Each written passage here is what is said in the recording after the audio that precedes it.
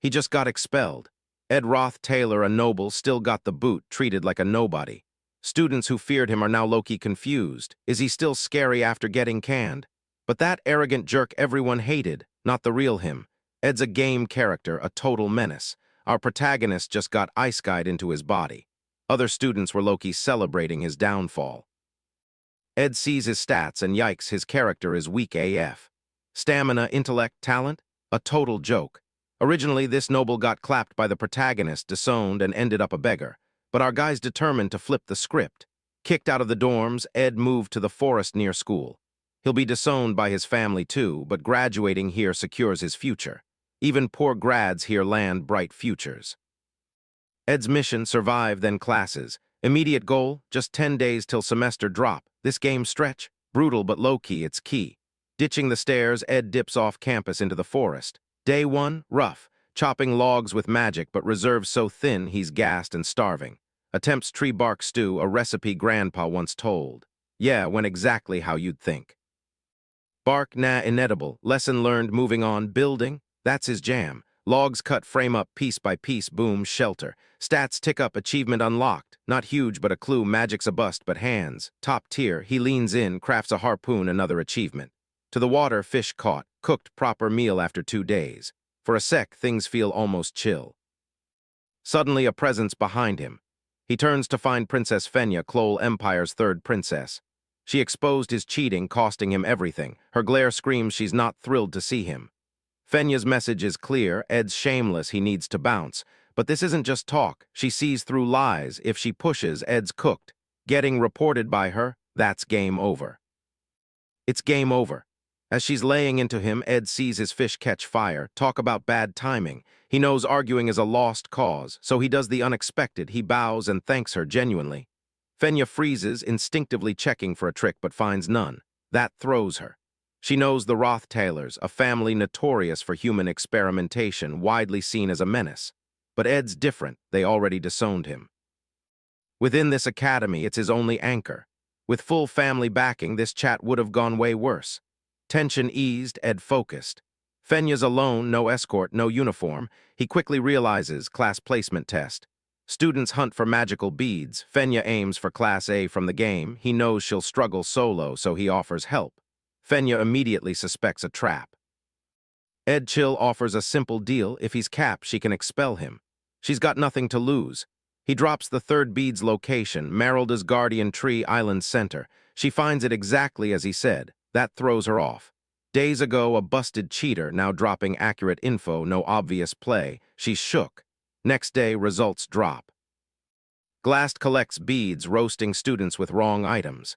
F grade, no cap. He explains real beads had no magic signature, low-key impossible to find. MCs Jix and Lordle snagged too. Glast points to the student who got the 3rd from the Guardian Tree, naming them MVP. Meanwhile, Ed's by the river crafting a fishing rod from scratch. Quest complete. He works reflecting. Fenya's people-reading skills weren't random. Steeped in manipulation, she learned to see right through everyone. But this skill made her life lonelier. In the game, she bombed the placement test, hustled through the consequences, earning Princess of Love through pure grit, not status. No shortcuts. Ed knew the whole vibe. He knew spilling the bead's location would help her pass, but totally wreck his story. If the timeline glitches, his game knowledge becomes useless. His edge, poof. But here's the tea, that info wasn't a gift, it was a power play. Fenya's low-key hiding her royal status to earn her spot, not get special treatment. That's why she couldn't cop the bead. Taking it would compromise her whole vibe. Ed knew she'd refuse. Unable to lie, he found a workaround for his W, staying technically honest. He subtly pointed her to the bead. She noped out on principle. Lucy snagged it instead. Fenya's livid. Ed didn't cap, so she's got no comeback. He played it clean. Technically, that's the real kicker. Ed, he's vibing. Academy spot secured, story intact. He pulled it off without a single lie, kinda sus for someone almost expelled over breakfast. At the opening ceremony, Ed's actually vibing, eating, settling in. Students immediately clock it. The Ed they knew was a bully, a total problem. This Ed, different. He's not faking it. His goal is simple, graduate, everything else.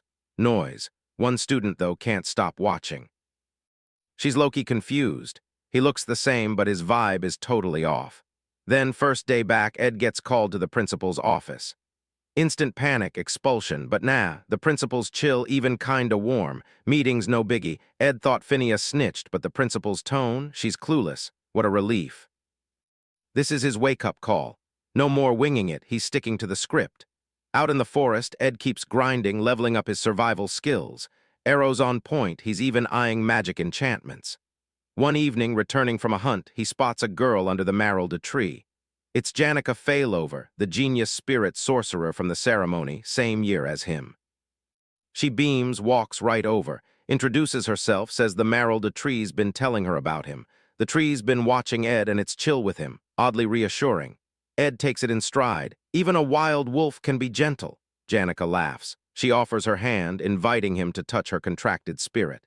Ed passes. He politely says he sees nothing, just came for food. He leaves. The real tea? Janica is key to the OG story. Getting close risks messing with the plot. His edge in this world depends on the story sticking to the script. Behind him, Janica calls Maralda, her wild wolf spirit companion, forest guardian. Leaning against it, she thinks aloud. Ed's exactly Maralda's vibe. His one-word answers just fuel her curiosity. She's decided this isn't their last meetup. Next morning, Ed's full-on sprinting. His shelter's nowhere near campus, making every morning a logistical problem. The grind is paying off. His stats are popping off. He handles everything solo: chores, laundry, supplies. Scholarship isn't optional, it's the plan. Janica's made watching him her routine. Ed finally clocks her, stops, demanding why she's tailing him. He deadass reminds her Ed Roth Taylor, the Academy's most dangerous, most notorious. Ed tries to keep Janica at arm's length, but she won't back off. She says she doesn't do hearsay, she'll judge him herself. Fair enough, but Ed can't afford to take her seriously. He knows what she doesn't. Janica isn't just a friendly face, she's the final boss of Act 1. Getting close is a risk Ed won't take despite her warmth, but his desperate situation forces his hand. Ed breaks his rule, asking for a favor. Janica lights up, expecting something deep. Then he asks for money and her warmth vanishes. This is Janica's Achilles heel, and Ed knew it. She came from nothing. Her scholarship is all that keeps her at the academy. Asking her for money? Big yikes. She literally couldn't spare it. She apologized, then dipped. Ed felt that weird sting of being technically right, but still wrong. Days later, hunting, it still bugged him. He regretted asking, but the logic was solid. Staying clear of main characters keeps the plot safe. That's the main thing. Gotta remember that. Back at his tent, he lifted the flap. He finds Lucy Marcel, a total prodigy and op mage, crashed inside. She apparently treats other people's camps as her personal nap pod. Waking, she immediately whines he's too loud. When Ed demands answers, Lucy just points behind him. Chill as ever, she tells him a spirit's trying to hit him up, one that needs him to save Janica, no cap. Ed turns, sees Zilch. He's fuming, ghosted from his own tent by some rando now spouting cryptic messages from unseen entities. And it gets worse. Turns out Lucy's been treating his camp like her personal chill spot, ditching class, raiding his snacks, and crashing hard. She totally ignores him, even snatching bait from his traps to munch on, no cap. No reasoning with her, no leverage. As a player, Ed knows there's no combat strategy for her, period, so he needs a different play. He digs through his mental archives, the deep lore most skip, and finds the cheat code. Casually, he drops that he saw maids from Ophilo's hall on the hunt for her. Lucy freezes. She remembers something urgent, drops a vague excuse, and poofs, just like that. Ed lets out a breath. Turns out Lucy Marcel. The undefeated mage has one weakness, the dorm maids assigned to her. She always bails, not in combat guides, just deep lore. Ed's low-key stoked he knows it. He's confident her brief stay didn't glitch the main story. He yeeted her fast enough. Timeline's intact. Though low-key outplaying these situations is kinda hitting different. No time to unpack that, though. First major quest drops, joint combat training. It's a mock 1v1 with low lethality gear. More importantly, the game's main cast finally links up, including Taylor, the failing swordsman, the actual main character. Ed already knows the drill. The first-year mains win, Taylor wins his. No cap, he's not surprised. He watches with the chill vibe of someone who's seen the ending until he spots Janica. Janica's back, same vibe, totally unbothered by Ed trying to ditch her for days. Watching her not take a hint, Ed wonders if she's dog-coded like Lucy's cat-coded. The wandering, the clinging, it tracks. Meaning well, she shows him the match list. Ed ignores it until she drops his name. Then he snatches it. The real glitch. In the original story, Ed Roth Taylor got yeeted before this quest. He's not even supposed to be here. He speedreads the list for his opponent, but before it clicks, the main event drops, Taylor versus Lucy Marcel. Ed puts the list down. No cap, he's not missing this. He grinded hundreds of hours with Taylor as his main. Being a side character now doesn't change a thing. Ed's still invested, hyped for this moment. Taylor reads Lucy's spells, catches her off guard, becoming the first to own her. Lucy overreaches with lightning magic, gets DQ'd. Taylor wins. Ed knows the whole script. Bell rings, Taylor charges as planned. Lucy drops him with one lightning strike. Ed's chill, Taylor's back up, sword in hand, rushing her again. Right on cue, Ed leans in. Lucy skips the lightning spell. She throws up a block, stops Taylor cold, then blasts him across the arena with wind magic, leaving him totally spent. Announcer calls it. Lucy wins. Ed just stares. No way. Taylor losing isn't a minor blip. This match was the asterisk turning point for the whole story, and it just went sideways. Crowd cheers. Taylor walks off, gutted. Ed's mind is already racing because something about what Lucy just did doesn't add up. Continuous magic? Lucy shouldn't have that skill, only a high-tier spirit pact. In the OG timeline, Lucy had no link to Maralda, the Forest Guardian. Ed knows when that plot point shifted. Lucy wandered into his camp. They linked up there and boom, a contract formed, all because of him. Lucy's strength is wild. Ed barely processes before the announcer drops the next match. Ed Roth Taylor versus Princess Fina. Princess hyped, but Ed just ghosts her, heading straight for Taylor. Taylor's L, that's on Ed. He wasn't meant to be here, his presence is already glitching the whole quest. If Taylor's arc glitches, everything downstream breaks. That's the only vibe. Ed pulls up on Taylor, dropping real talk. Don't dip, you're built different, the Academy needs you. It's a legit pep talk, but Ed's motives aren't entirely selfless. If Taylor bails, Ed's own survival in this game tanks. He's rooting for Taylor, but also his own W. Finya's judgment? Not some divine cheat code. She built that skill, navigating the imperial family's political minefield. Years of people cap-ping to her face honed her instincts. It's less a gift, more a useful battle scar she earned the hard way, trusting it completely. That's why Ed's a real issue for her. Pre-match, they're all go easy, you two. Just formalities, the crowd, already decided on Ed. In the OG story, he bullied Taylor, then cheered him on. Super fake, right? Ed doesn't even argue. He knows his character, the rep fits. Match starts. Fenya opens with a water ball attest. She expects a dodge, maybe fire or wind back. Ed just took the L, then quietly conceded. Crowd went wild for Fenya, roasting Ed worse than Taylor. He gave props for the duel, then ghosted. The forfeit, deliberate, Fenya's the MVP. Ed's not here for Finya's arc. He's already focused on Taylor, who he feels needs protecting. But Finya's not letting it go. She follows him out, solo and winded, confronting his real game. She clocked he just wanted off stage, not to win. It's not adding up, and her frustration is hitting different. She's drained. By classmates, profs, servants, everything. Ed's vibe is just the latest thing she can't read, and it's low-key getting to her. Ed steps closer, hands on her shoulders, tells her to chill. The breathing exercise works. Fenya's frustration slowly drains, and once she clocks her own behavior, she apologizes. Ed sees she's settled and looks for an exit. He still needs Taylor, but Fenya's not done. She spills about palace life, the constant politics, the scheming.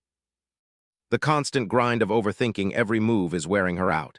Even after venting, she circles back to Ed. She wants to know why he targeted Taylor. Her theory? It hits Ed where it hurts. She suspects Taylor's messed-up past made him a tool for Ed to get disowned. She's kinda right. Ed knows it, but plays dumb, not the moment to spill. Explaining just makes things messier, so he stays vague, poker face on. Shocker, it doesn't work. Fenia presses him. How's his old bully suddenly team Taylor? Ed keeps swerving. She's fuming, but with no receipts, she has to let him slide. Still feeling sus, she watches Ed. He pauses at the door, then turns. He tells her, yeah, she's gotta play the politics, but also chill. The Academy isn't the palace, no need to be on guard 24/7. Fenia's kinda shook. No one's ever truly seen asterisk her like that. It hits different, living rent-free in her head. Ed knows his words probably landed harder than intended. He doesn't dwell, just keeps moving, hoping he hasn't missed Taylor. He hasn't. He finds Taylor alone, broken sword in hand, looking totally lost. Before Ed can get close, Isla Triss, the game's heroine, steps in, blocking his path. Taylor's done with whatever Ed's bringing. He gets up despite the L, the broken blade, and the public roast. He confronts Ed, straight up asking why he's even still at the Academy. Ed's not shook. He knows Taylor's whole vibe always bounces back. Isla, his childhood bestie, and his why stands by him. So Ed doesn't deflect. He just does something simple. He genuinely complimented Taylor's swordsmanship. Having fought alongside him the whole game, he knew Taylor's skill was legit. Then he just said he came to check on Taylor. No cap, no agenda. He turned and dipped. Taylor and Isla watched, bugged by his chill vibe. To them, he was just flexing. Ed didn't correct it. He was barely out the door when a massive explosion rocked the hall. Ed instantly recognized it. In the game, this was the asterisk moment. The legendary duel, Lordle the Golden Daughter versus Janica Failover. This is a major plot point. Originally, Taylor and the crew were inside watching, but Ed tweaked it, they're not. Still, the duel's on, and Taylor and Isla are close enough to scope it from outside. It's off script, but the story's still hitting. For now, that's enough. The duel itself, pretty basic. Janica's fire spirit overwhelms Lordle's ice magic. Just like that, a second-year student snags the double. The crowd was hyped, but Janica, not so much. Seeing Lordle carried off, the guilt hit different. She'd low-key dropped a mid-tier spell totally off script and nobody caught it. Big W for her, but the mental load was heavy. The drama was just starting. Unlike the original, Lucy clapped Taylor and the quest wrapped with Janica as the sole senior year winner.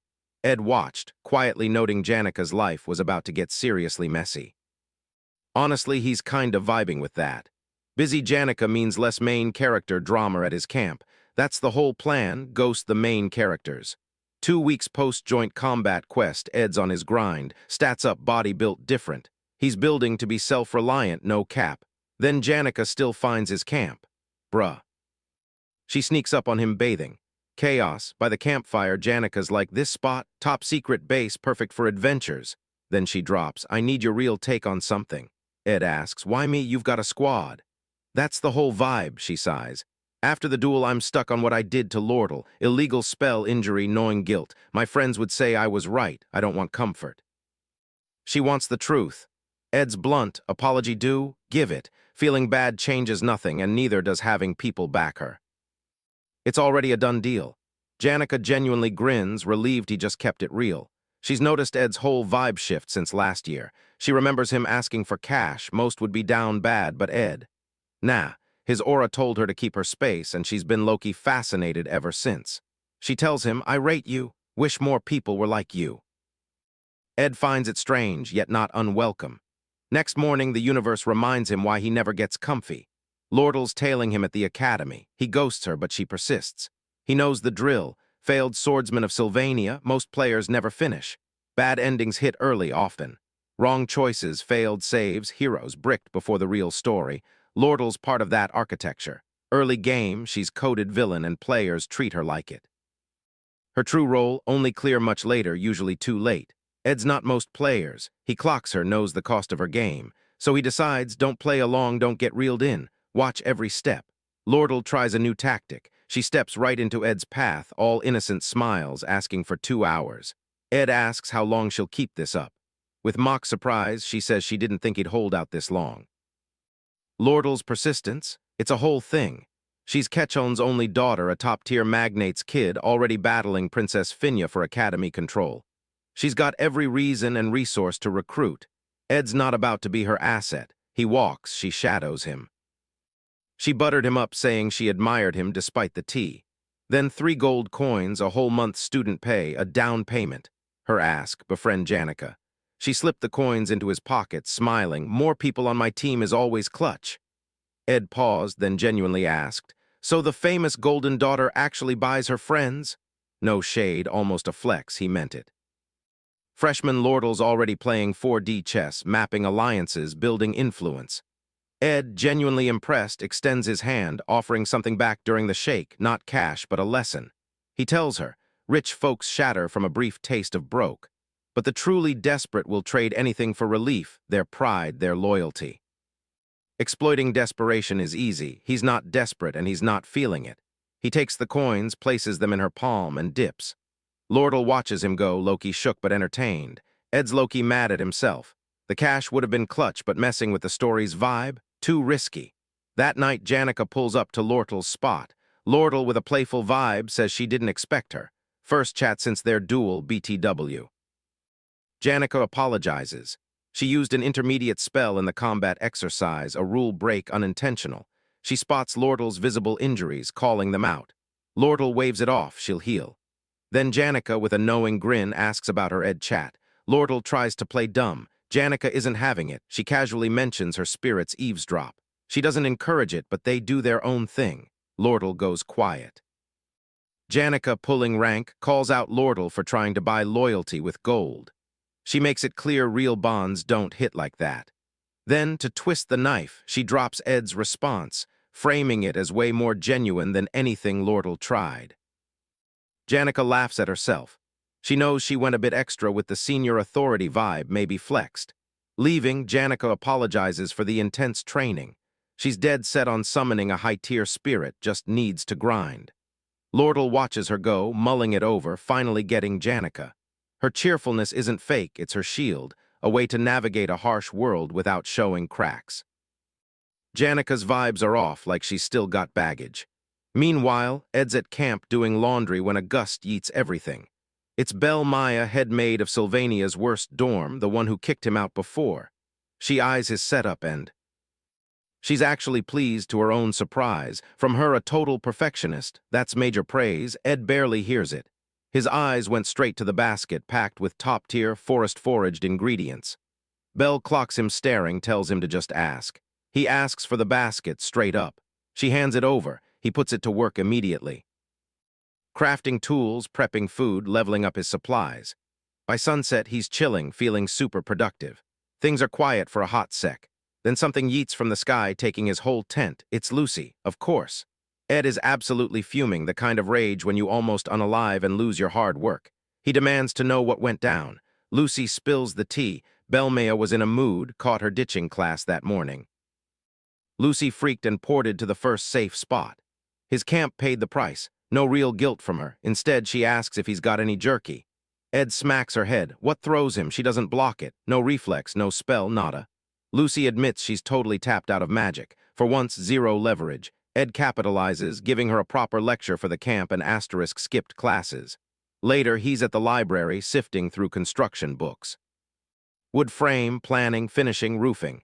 He's so thorough, he nearly misses closing time, still packing up when a girl approaches, warmly noting his study. Ed assumes she's a librarian intern, apologizes for staying. She waves it off, saying his focus hypes her to work harder. She introduces herself, Elka Iceland, first-year magic faculty. Ed gives his name, she freezes. He's used to that vibe. His rep precedes him. Elka quickly says he's not what she heard. She's genuinely impressed he crushed advanced elemental texts, let alone so fast. Before heading back, she roots for him, wishing him a safe walk. Small thing, but Ed takes it. Then the floor jolts. Books yeet off shelves, burying them in absolute chaos. This isn't just a tremor, it's the cliffhanger for Episode 1's finale. Across campus, students are already scrambling to Taylor's emergency camp. Among them, Isla pauses, taking in the vibe. She's flashing back to a spirit book. Isla's knowledge hits different. This chaos, it's not random. It's a summoning ritual for Glaskin, the Estir dark spirit. Janica Failover, a student, kicked it off, but now she's fully possessed. Glaskin's taken over, making her Act 1's final boss. Fenya clocks what that means for the camp. The barriers are glitching and time's running out. Taylor's herding everyone to the student center, making it plain. If Glaskin fully manifests, it's GG for everyone. Captain tried to keep things chill, saying mages would step in. Elvira Aniston, alchemy faculty, immediately shut that down. Principal Obel's out. Dark spirit won't wait. Someone needs to act like now. She called for volunteers. Room went silent. Clebius, a combat student who knows the deal, was like, nope. He spilled it. Intermediate spirits already guard the building. Two high-ranked spirits, Tarkin and Velocifer, are also inside. Walking in? Nah, that's just speedrunning death. Elvira's mind is blown how a student even managed this. Isla drops the intel. Dark spirits are spirit sorcerers' natural ops. Their power often outruns even pros.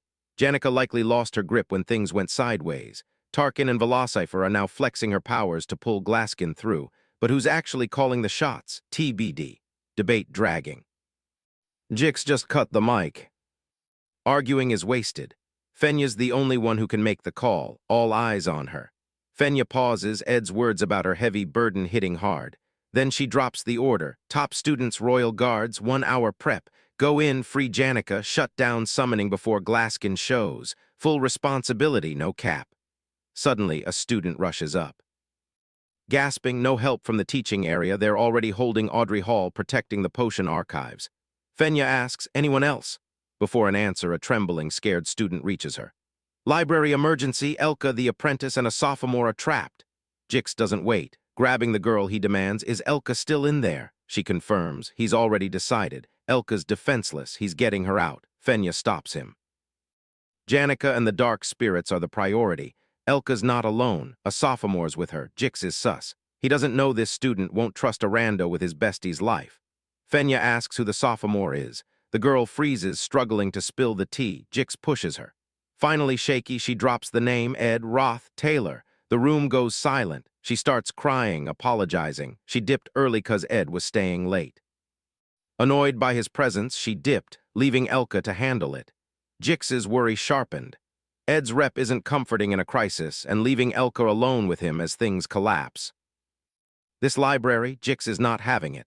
Fenia's just trust Ed chill suggestion totally misfired. Everyone freezes. Jix isn't laughing, he's already moving. He launches into the air, slicing through dark spirits toward the library, screaming Ed's name. To get why he's this hyped, you gotta know Jix's backstory. He grew up solo on the northern prairies. No fam, no memories, scavenged corpses, sold deer meat to survive. Everyone kept their distance, and TBH, it was mutual. Then Elka happened, his first real friend. Her fam pulled him from the trenches into something real, so Jix saying he'd do anything for her? No cap, that's his whole vibe. He busts through the library doors, finds Ed, not threatening, not sus. Just slumped, covered in blood, barely moving. Jix grabs Ed. Elka, where? Ed, too gassed, just points. Jix shoves him, bolts, Elka snoozing on a shelf, safe. Relief floods him, then details hit. Barricaded shelves, a blood-stained coat, instructions. The blood, not hers. Someone set this up, fought off whatever came through, guarded her. It was Ed. We see it. Ed hauls heavy bookshelves, building a barrier for unconscious Elka, writing instructions in case she's found, then just stays. He spots a summoning rune outside, deliberately closes the curtain. Whatever's with the major players, he's decided it's not his problem tonight. He's got enough on his plate. Fighting dark spirits for Elka takes a toll, but also gives back. His stats tick up. He even unlocks spirit connection abilities, surprising him most. Jix carries Elka out, asks what went down. Ed's like, just training. Jix laughs, a yeah, right kind of laugh, but respects the vibe. He thanks Ed, promises to pay it forward. Ed clocks that. He knows Jix is Taylor's ride or die key to the next play. So before Jix dips, Ed tells him, find Taylor, follow his lead. Jix is shook. Ed's hyping someone he barely knows, but Ed's got receipts. In the OG game, Taylor only unlocks his slash power by dueling Jix, slicing through Jix magic. That's the only way Taylor can beat Tarkin. Without it, the whole plot's toast. Jix dips. Ed finally sits, then it clicks. The Taylor-Jix duel pre-Act 1 finale, ghosted. Their friendship, nada. Taylor still hasn't got the slash power. The timeline's not just bending, it's straight-up glitching. Ed barely processes it before the scene snaps back to camp. Jix and Elka roll up late. Team cuts him off. Doesn't matter, they pushed through. Massive L, captain, soldiers, students, all injured, pulled back. No one left to hit Tarkin again, windows closing. Game changer hasn't dropped. Ed arrives, instantly reading the room. Glaskin's summoning ritual is almost done. If no one moves now, the world's toast. Getting involved warps the story, but letting it all burn isn't an option. So he makes the call, he's stepping in, taking point.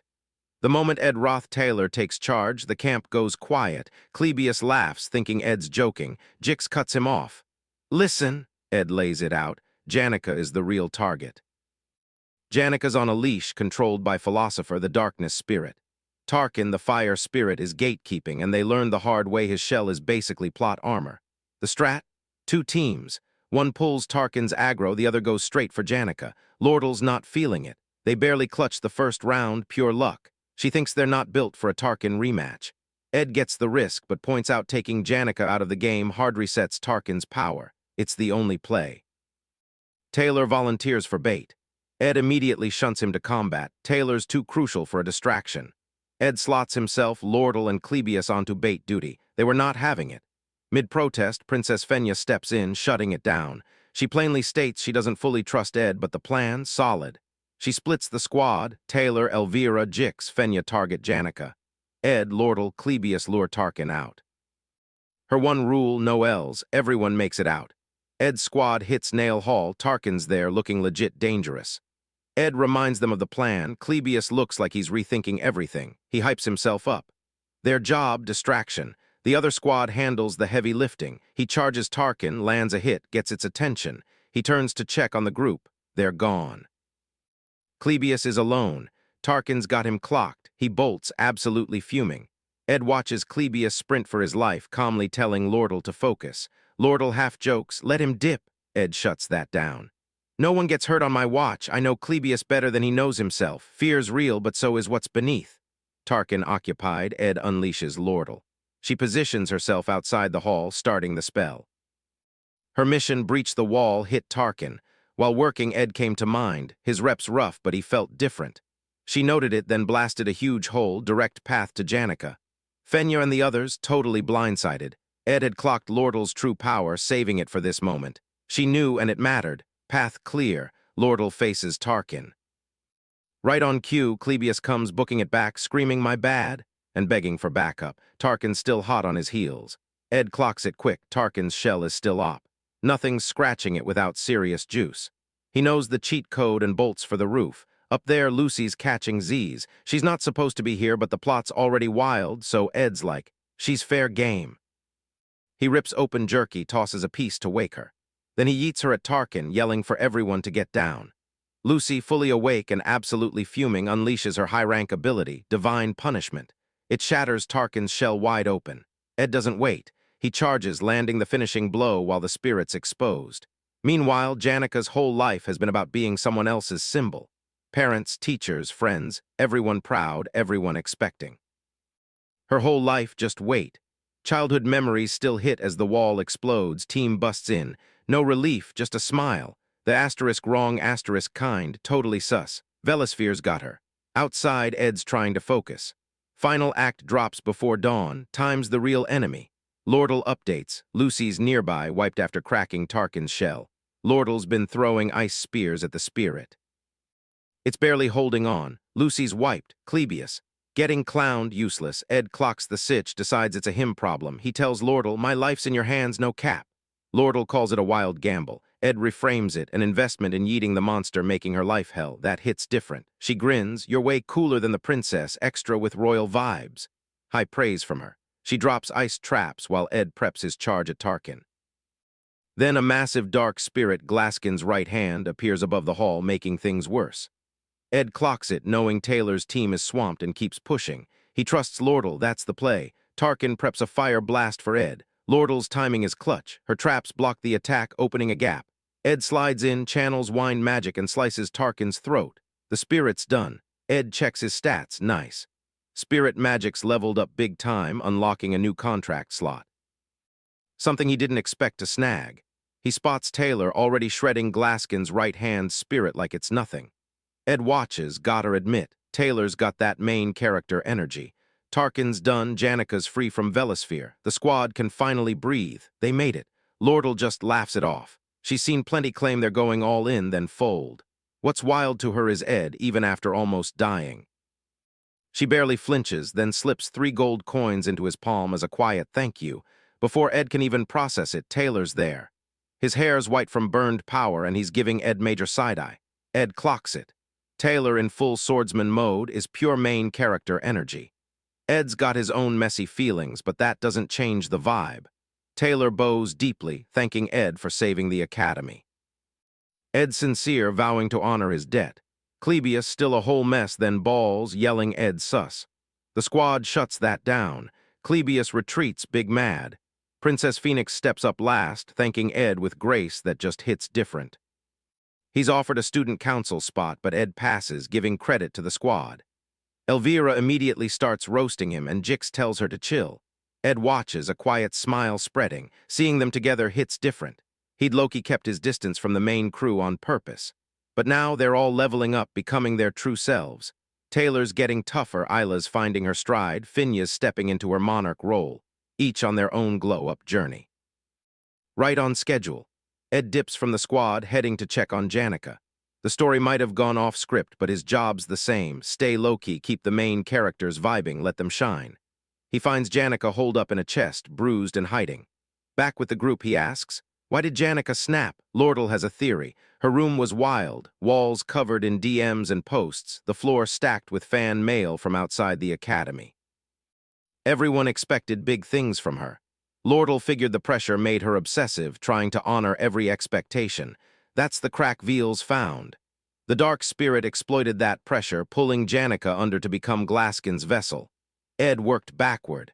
During joint combat training, Taylor was meant to beat Lucy, boosting his rep. He lost. Janica became the main character. A senior, she owned a first year. Everyone watched, waiting for her to keep that energy. He thinks of Lucy and Janica's spirit contracts. Lucy had real time in the forest, building a genuine bond. Janica didn't. Ed knows why. He was in the forest, shifting things unintentionally. She paid. When he finds her, Janica says she feels forgotten. After all that, no one came looking. She thought they would. Ed sat with her, coaxing a laugh. She didn't expect him so soon, just wanting more time alone before she broke. That hit him hard.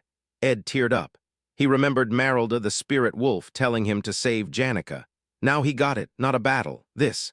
Everyone else in Janica's life brought only pressure, expectations, gratitude. Ed kept his distance, and somehow he was the only one she didn't have to front for. It all clicks now. Janica rushed that high-rank spirit contract, feeling the pressure. She was grinding nightly, replying to every DM, keeping it together for the gram. But when she finally reached too far, she snapped. Velisfer was just lurking. She aced the external game. Internally, she was barely vibing. Ed just watches her. He saw her grind, ending here as both kinda sad and low-key beautiful. He just told her, "You worked hard." He meant it. Outside, others got the hype. Inside, just Ed and Janica. His words hit different, she cried. Then, a total shocker, all Janica's spirit companions materialized. He'd seen this scene a million times, but never asterisked them. Seeing them, the vibe shifted. He's not just spectating, he's asterisk in the moment, full main character. The game clocked it. Ed's stats popped, hitting level 10, unlocking spirit-animal bonds. That high-tier spirit wolf, Loki lurking in his arc, finally made its move. They sealed the deal. 10 days later, Janica faced the music with her disciplinary committee. She owned her mess, ready to take the L. Her squad had her back. Her whole squad, friends, teachers, even the main characters showed up to back her up. The tea was simple. A dark spirit philosopher totally bodied her, no intent. Even Lordl stepped in, footing the bill for the wrecked building. Her only ask, a tiny cut on school supply customs, basically Lordl's charity. The committee initially had the full package, benefits gone, achievements wiped, expulsion. But with everyone writing for her, they had to walk it back. Janica's still at the academy, probation and suspension. Her friends are relieved, but her vibe's off. They throw a tea party, agreeing to keep the incident on the DL. Mid-party, out of nowhere, Janica asks, "What's the diff between loving and just liking someone?" Her besties, Anna and Sinclaira, freeze. They ask carefully where this is coming from. Janica admits she's having a recurring dream, a garden. Amidst flowers looking straight out of a storybook, she holds a crown for a friend. Friend arrives on horseback, she crowns him, they chill all afternoon. Always the same, she's beaming just describing it. Anna and Sinclaira instantly clock the danger. Janica's real feelings are right there, one wrong step could spill the tea. Anna Sinclaira panics, invents an urgent professor errand and bails before anyone can stop her. That leaves Sinclaira, or rather Clara. Alone with Janica, Clara knows the stakes. If this convo goes south, Janica's private life becomes campus tea by morning. Clara stays chill, gently telling Janica feelings are a whole vibe, often complicated. The real move is to process them, not force an answer. She also low-key warns Janica to be careful who she spills this kind of thing to for everyone's peace. Janica gets it, thanks her, saying it's the real talk she'd expect. Then she dips. Clara, citing a report for off Alice Hall, waves Janica off with a smile. The second Janica's out of sight, Clara faceplants the table. Crisis averted. For now, Meanwhile, Ed's been low-key stacking coins, Princess's petition helping. He's finally building his own place. Arriving at the site, he spots Janica. He figures, bet. Act one's over, so bumping into her shouldn't mess with the vibe. He moves to approach. Janica clocks him, then immediately ghosts behind a tree. Ed stops, totally baffled. Clara's honesty advice was looping in Janica's head, but it wasn't hitting hard enough. Janica announced she had stuff at Ophelis Hall, then power walked away. Confessing her feelings, for Janica that was mission impossible. Ed, though, wasn't gonna sweat her weird vibe. He had a house to build. Day 1, he picked the spot. Day 2, logs started falling. His semester results dropped around then, and they were top tier. Which tracks, given his low-key moves. Back at the academy, the Janica drama won't quit. She ghosts him, ducking behind walls. Her friends, Clara and Annie's, have clearly decided Ed's the problem, giving him major side-eye. He's clueless. They're fuming. No one's talking. Meanwhile, the hut's coming along. 45 days of lumber cutting, wall fails, a Lucy-related beef jerky mess, and Belmea's sus assistance. Slow, steady modifications to walls and furniture. Day 45, done. Ed unlocked an achievement building it from scratch. His own roof, finally. He's chilling inside when Janica appears at the tree line, watching quietly from the forest. She doesn't come in, just looks. Ed finishes the last details. Flooring, fireplace, firewood storage. He takes it in. Lucy's chilling on the roof, not a shocker. Janica pops out, greeting him like she hadn't ghosted him. He asks, "How'd you find this remote spot?" She says a maid called his hut a masterpiece, and she had asterisk to see it. She wanders, repeating masterpiece out loud. Ed asks, "Did spirits spill the tea? It's so new." Janica blushes. She admits they mentioned it, but the spirits were apparently more focused on Ed's looks while building. She laughs it off, just wanting to check on him. Ed smiles, inviting her in. Blushing, she follows, awkwardness forgotten once inside. By the fireplace, she opens up, grateful for Lordle and her friend's help, but stressing about repayment. Ed tells her not to carry that load, especially when she can't afford to. He's seen where that road goes. The dark spirit incident wasn't random. She took on responsibilities that weren't hers. Moving to Ophelis Hall with 8 others won't just poof away the drama of envy and expectation. He kept it chill, but he meant it. Before she dipped, he told her the hut was always open if she felt lonely or needed space. She genuinely smiled, saying her door was open too. Ed smiled back, then quietly sighed at overwhelmed, knowing exactly what was coming. Second semester, Act II, the Sage's sealed grimoire. A record of dangerous magic is about to drop, threatening to swallow the entire academy. He thanks Janica for the offer, keeping his cards close. His plan hasn't changed. Stay low-key. Let the MCs do their thing, don't get caught in the crossfire. Then Act 2 kicks off naturally on a dark and stormy night. Ophelis Hall students return to campus, chilling. They get carriages, boats, extensions, no late fees. For them, the storm's just an inconvenience.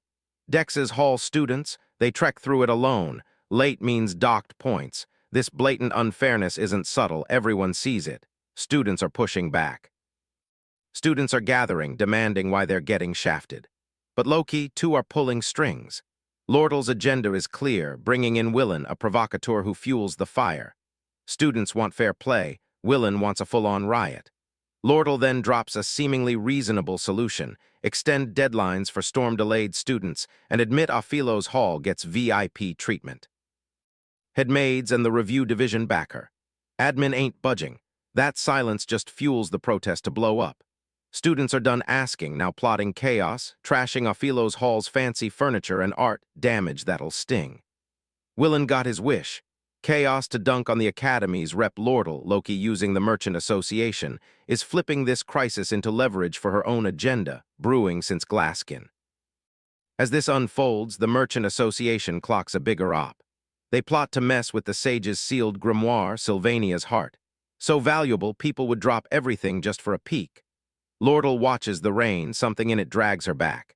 She came up in the trenches, hustling dark streets in rags. That memory pulls a bitter smirk. She catches a flicker of relief, then immediately clocks herself. Her life, survival, betrayal, suspicion.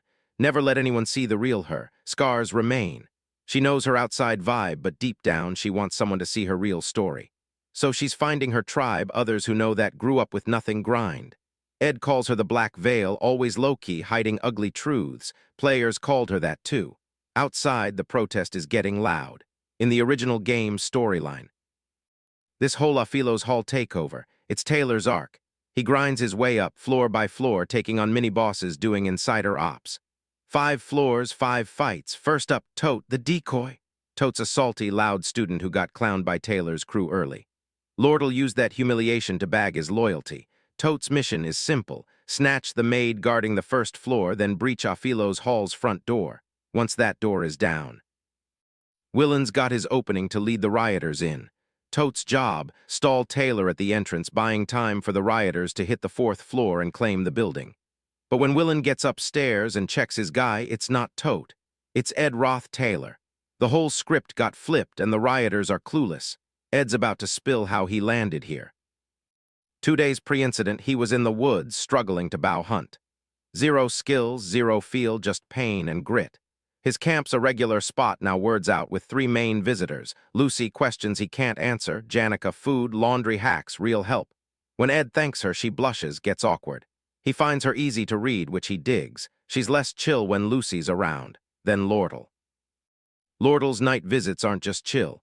Ed quickly clocks she's building a network, prepping her a palace hall takeover. One night she lays it out. She needs his help to take it down from the inside. Ed's first thought, hard pass.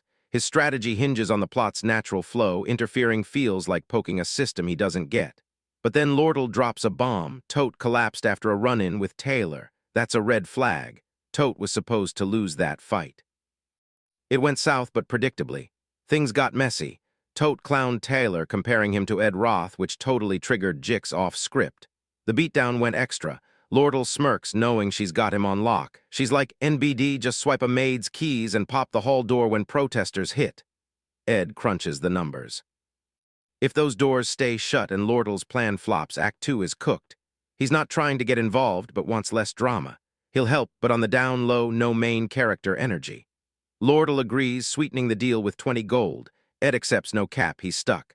Later, by the fire, he mulls it over. The protest, seized hall, the fight over Sage's sealed grimoire, Lord'l's plan to tank Academy funds. Wild, kinda sus. Honestly, it's kinda fire. The real beef is between Lord'l and Princess Phinia. Lord'l's merchantry, a business crew, is clashing with Phinia's student association. The whole arc hinges on Taylor's choice. Ed has no cap interest in that. He'll read the room, back the winner late, and stay unbothered. Before that drops, Janica swings by his hut. Her suspension's almost done. She's moving back to Dex's hall.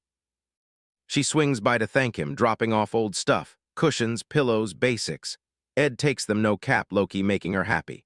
She spots Lucky chilling on the rainy roof, asks what's up. Ed knows why. Lucky's rainy day ritual, a past thing. He tells Janica to chill. For some reason, that answer hits different. Then he asks for a favor. Protests coming, and the hall's magic runes will lock everyone in when things pop off. Ed needs Janica out, telling her to meet him at the Rose Garden at 9. Janica instantly thinks, confession time? Bouncing, flushed, and daydreaming. Ed watches her go, Loki relieved. He just needed her gone. Meanwhile, Jix in his room spots someone sus sneaking to Ophelis Hall's back. It's Ed, led by a maid. She explains staff are swamped, hands him his item, then dips. Outside. Willen's hyping the crowd to breach the door. Before they can, Ed pops it open from inside. Willen clocks him as Lord'l's contact. Seeing the Tide maid and Ed's former resident with a score to settle story, Willen's genuinely touched, apologizing for the doubt. Ed's like, stop the thanks upstairs, work to do. He knows Willen's gonna hold the bag for this mess. But hey, it's the script, not Ed's pen. Ed frees the maid. Alice is with Lord'l. Any organized response is already too late. Just then, Black Veil Lord'l pops up, moving quick. Academy staff will shut this down ASAP, so she needs to act now. Ed tells her to get to it. Heading upstairs, she asks Chill if he's ever unalived anyone. He hasn't. Lord'l grins, me neither, but I've done plenty that's basically the same. She ruined lives, sold them out. Golden Daughter origin story, basically. She knows she's not owed sympathy, but still seeks it from those who get her. Ed's not having it, tells her to own her mess. Lord'l, usual smile, heads up to finish the mission. Ed chills, waiting. Hall's magic defenses drain. Willing absorbs, transforms. 4th stage boss on schedule. His part's done. Taylor's story now. Ed won't rewrite it. His job, simple. Be the minor villain, take the LS, keep the plot intact. It's necessary work. Over at the Rose Garden, Janika's totally spiraling. 3 days straight thinking about Ed, barely slept, now alone on a bench waiting. She spots a golden carriage nearby, vaguely wondering whose. Then she finds Ed's note. He's running late. He'll be there soon. She immediately thinks he's cooking up something romantic, deciding she'll wait it out. She clocks her flower hairpin. Is this the vibe? Or is the cosmos one more it? She overthinks it, then apparently sprints back to her hall to swap. Marlita the spirit wolf already spilled that other girls have been visiting Ed's hut, which has been Loki living rent-free in her head, but the hairpin still slaps. Outside Ophelis Hall, Taylor arrives with Elvira and Isla. The open gate and footprints spill the tea. Elvira's not waiting for a briefing. Her stuff getting touched. Nah, she's already moving. Taylor and Isla follow, less solidarity, more who's she gonna torch? They burst in to find Ed Roth chilling in the hall. Taylor asks the obvious. The chaos screams the answer before Ed speaks. He's here to block them. He confirms it. Elvira steps up, confident her magic makes this a quick convo. Ed just tells her she's a rookie. She's not having it. Taylor charges. Ed tactical blasts him with wind and rubble, dropping the chandelier. It slams, clips the wall, and Taylor's down. Deep in the hall, Klebia's solo jumps scared by the chaos, knowing it's his problem next. Out there, the three can't even get near Ed. His wind magic keeps cutting off their angles. Elvira tries to push, but a wind blade stops her dead. That near miss costs her. Her bag hits the floor, spells scattering. She turns to grab them, but Ed walls off the pile with fire. Poof, inventory gone. He's not reacting, he's directing. Every spell, every forced position. Ed's playing chess, not checkers, like he knows the endgame. Elvira realizing she's totally outmaneuvered. Elvira's frustration pivots to Jix. They thought Ed was manageable. Big cap. The more she thinks, the clearer it hits.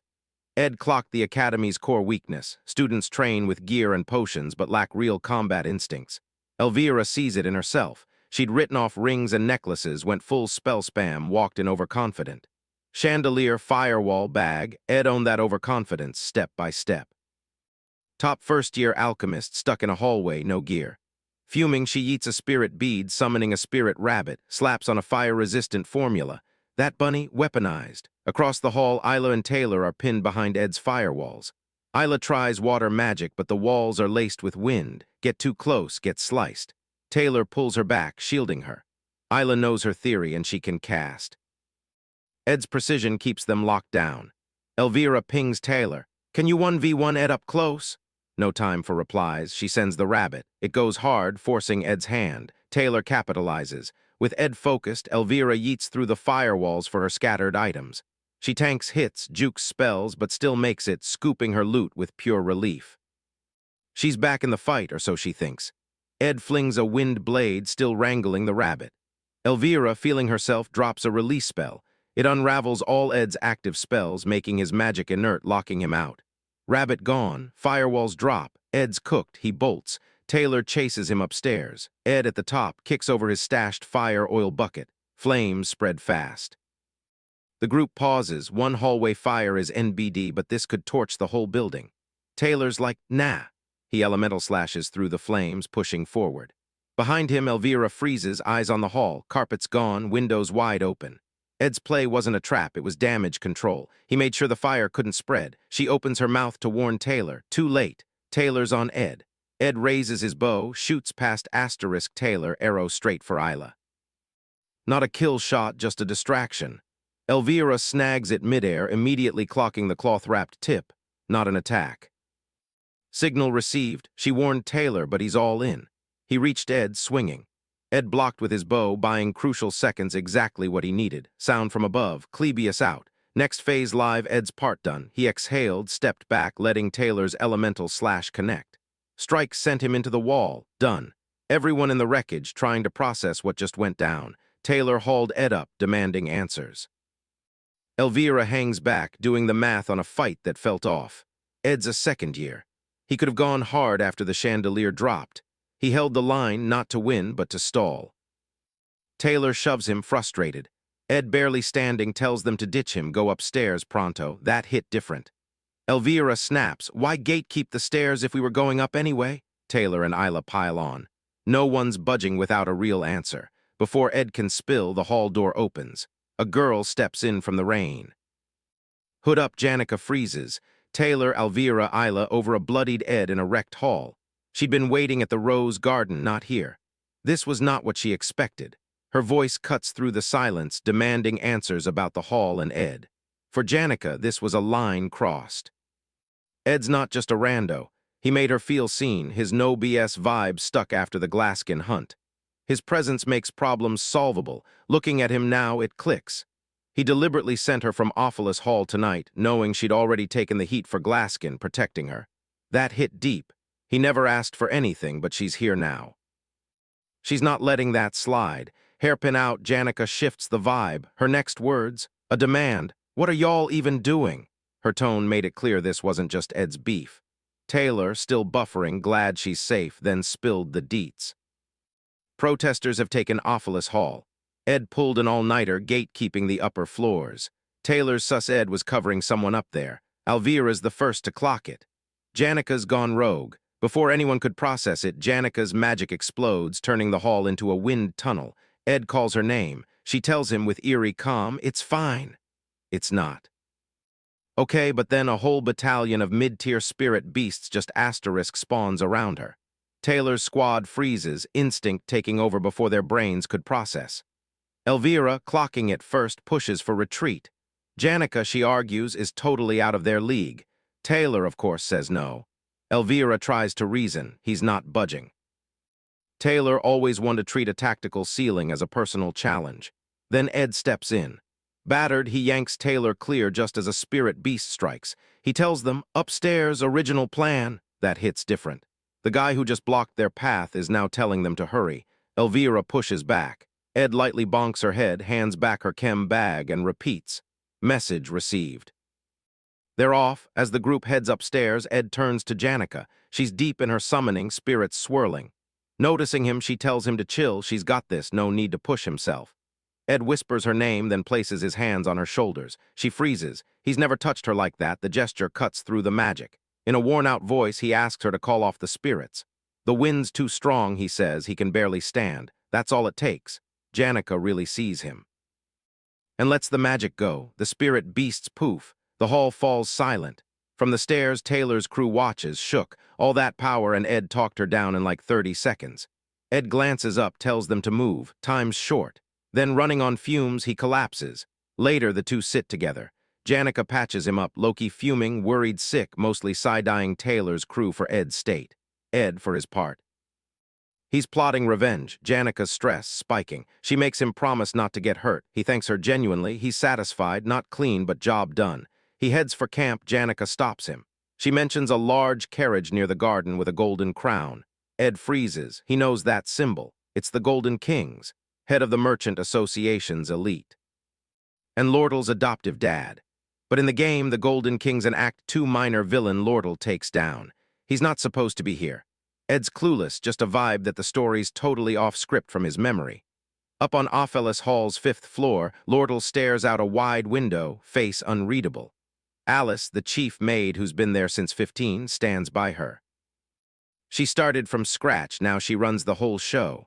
Lordle, knowing her worth, paid big bucks to lock her in. Now about Ed. Lordle calls him cold, someone who heard her out then just ghosted her. Not a complaint, just proof of her belief. People always disappoint. Gold's passed over, no fuss. Lordle calls it gratitude, but she's really buying confirmation. Lordle figures Alice sees the world her way. Someone who chases the bag, a real one. Her mind drifts to where that mindset was forged. The slums, the daily grind, betrayal always in the background. That's her lens for everyone, shaping her into the Loki villain she is. Her current move? Funneling Berserker D-Magic to Willen's crew on the 4th floor, letting Awfulus Hall self-destruct, students and all. Lordle, confident everything's locked in, heads to the storage room with Alice, sure she's ride or die. Then Alice draws her sword, blade to Lordle's throat. Her aura drops, heavy AF. She makes it clear she's nothing like Lordle. Her words hit harder than the blade. Lordle, a pro at reading people, just got blindsided. Total L, the isolation hits her all at once. She freezes.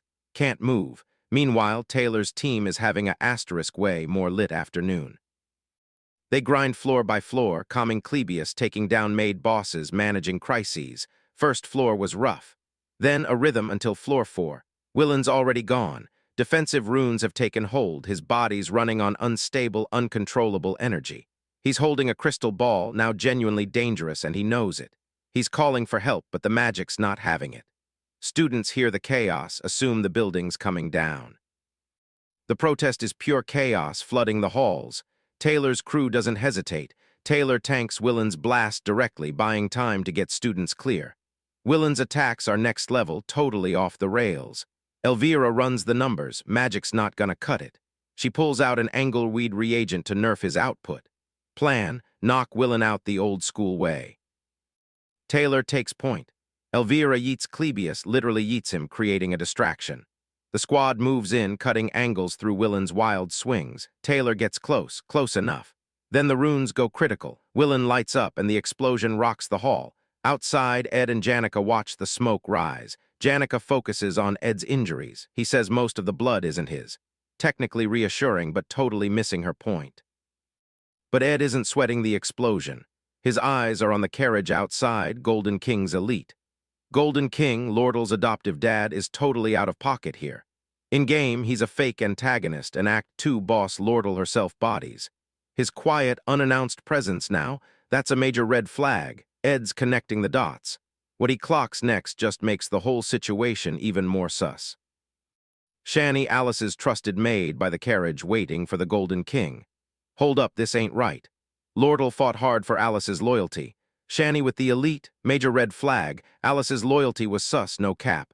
Ed's mind just fractured. Shani's presence means Alice betrayed Lordle. Stakes are immediate. This is about to go down. Lordle's clutch for endgame. Lose her, plots toast. If Golden King breaches, snags Grimoire and jacks Ophilo's hall, the original story's bricked. Ed realizes he's gotta front-run this, taking Lordle's role to gatekeep the Golden King. What Ed's clueless about is how this mess started. Before the protest kicked off, Alice made her play, Loki writing to the elite merchant king. She laid it all out. The Golden King, Lordle's adoptive dad, and the guy who offed Lordle's bio father. Lordle had been playing the elite business bigwigs, working to dismantle him from the inside. Alice even detailed Lordle's plan to snag or sabotage the sage's sealed grimoire, a calculated move to blindside him and snatch his power.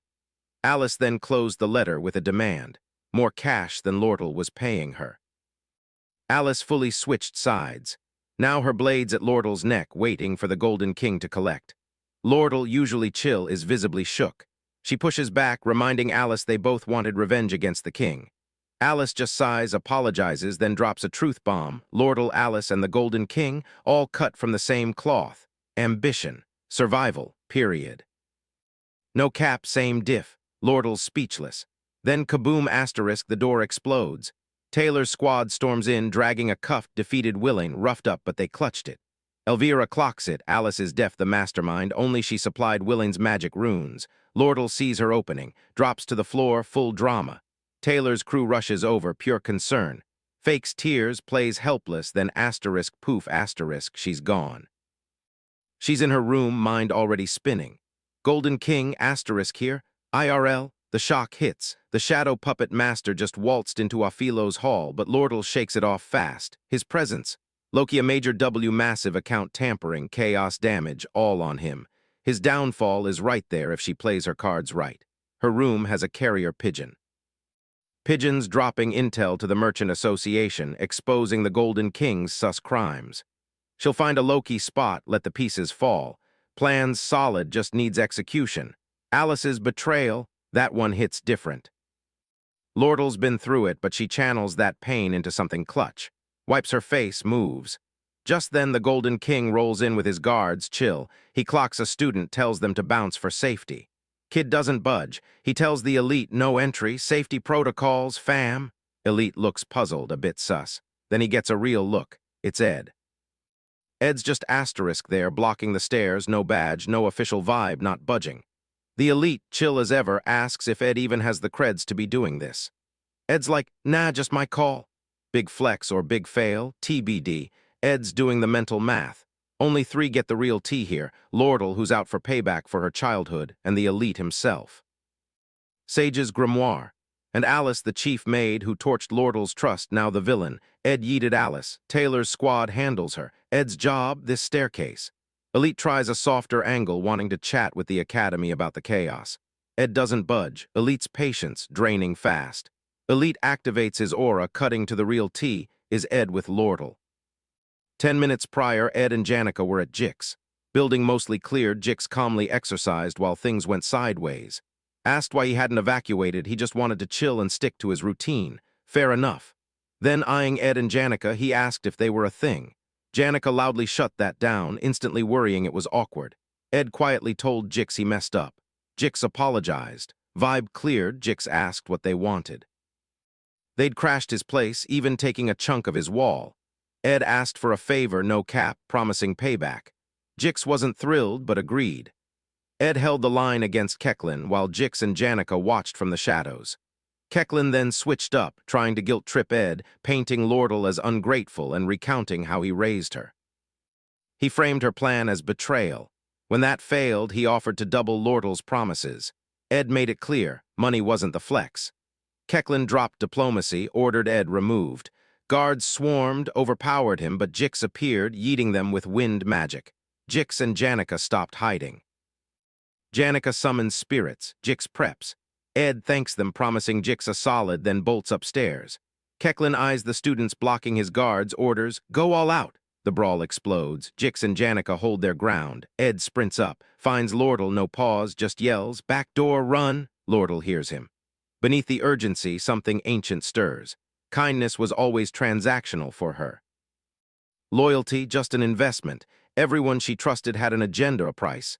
She once thought different, like Janica Failover, who seemed to give without keeping score. Now she wonders if that was her biggest clown moment. Ed and Janica's dynamic made Lordle wonder if she could ever have that kind of connection. Then Alice entered the chat. Question answered, or so she thought. Big L for wanting that, for not staying unbothered. Out of 5 she put in the hall, 4 folded. Alice went elite. Shenny, Kelly, Willen all dipped. Only Ed was left. Lordle had. His betrayal was already drafted, just needed a send date. Walking the hall, Ed asks if Alice snitched. Lordle freezes, sidesteps, voice low, she drops the bomb, the 20 gold coins, gone, her whole plan's going sideways. Ed doesn't bat an eye. Money was never the main character, he says. He grabs her arm, pulling her. If the elite catches her, it's game over, not just the plan, but her whole grind. That hit different. Lordle was stumped. Help without a hidden agenda. That felt sus, almost too good to be true. Still moving, Ed cut to the chase. What's the real beef between the merchants and the elite, and why did Keshlin show up at the academy? Lordle then spilled the tea. Her adoptive father's been losing bank, finessing prices, and gatekeeping armor to hide his LS. He needs a major come-up to stay relevant. Sage's sealed grimoire is the play. Lordle's mission at the academy, secure that grimoire, snatch it, wreck it, whatever it took. Ketchlin's clueless Lordle's been low-key flipping association members for years. Every alliance was a chess move towards her endgame. Expose, oust, payback. Ed'll connect the dots. Ketchlin's desperation explains his early arrival. Rushed armor deals, grimoire push, he's overextended, totally exposed. Lordle torching Afilo's hall wasn't random chaos. A pressure play to tilt grimoire talks toward the elite, luring Ketchlin from HQ. Ketchlin gone, her allies inside the association. This rights transfer, a total setup. He walked right into it way too early. Lordle confirms, adding she's got a pigeon ready. Her dad's not clueless, he's low-key expecting her capture, using it to flush out the snakes. Time's ticking. They're almost at her room. Edge lays out the escape plan. Exit Horsemen's quarters, Arkan Mountains route, ditch carriage, ghost elite guards, then lay low. His forest spot, 3 days, no comms. He'll hit up her allies from her room. Clocking a watcher at the back door, he tells her to hold. He turns, grips her shoulders, ensuring she's locked in. Stay hidden, don't be seen. Wait. Lordle watches him, clocking his steady calm, his lack of panic. Something in her quietly shifts. Ed clocks her stillness. She asks, voice softer than intended, "Why are you doing all this for me?" He says, "No reason, just felt like I should." That's the most disarming answer. She has no framework for it. Ed dips, leaving her with that. Alone, Lordle sits in the silence. Then she clocks a steady, loud sound, thrumming from her own chest. Her heart's still going wild. No one's ever helped her like this, no strings, no cap. This pure help. It's a whole new vibe, she's kinda lost. Across the hall, it's a full-on brawl. Taylor's squad versus Alice, the chief maid, and she's not playing. She's weaponizing every rune, but it's still not enough to clutch this. Taylor's the goat of Sylvania's failed swordsman. That title hits different. Alice, cooked. At the back door, Ed finds Shenny. No hesitation, sword out fast AF, straight for his leg. Ed sidesteps. He knows her game, played it, traps her blade, snags her hands, disarming her. Shenny switches tactics. She and Twin Kelly share a birth star, granting Loki telekinesis. Blades and objects fly at Ed. Some connect, but her magic's raw, damage shallow. Ed pulls blades, closes in, pins her face down, knee on back. She starts crying. Can't fail Alice, she sobs, explaining why. Alice took in orphans, saved lives, Shenny's too. A real tear-jerker. Ed listens, then tells her plainly. Alice was doomed anyway. Taylor's slash attack exploded, settling it. The whole floor shook. Shenny screamed, then went still out cold. Ed didn't dwell. He dragged Shenny inside, propped her against the wall, and moved on. These side stories are just background noise. His survival isn't. He reached Lordle's room, clocked how perfectly it fit her, books, furniture, everything, then got to work. Message written. Pigeon sent. Elite Kecklins in Sylvania, buying them 3 days before HQ knows. By nightfall, Ed's done, soaked, cut, limping, but he pulled it off. He blocked Elite, built Lordle an exit, and kept the plot on track.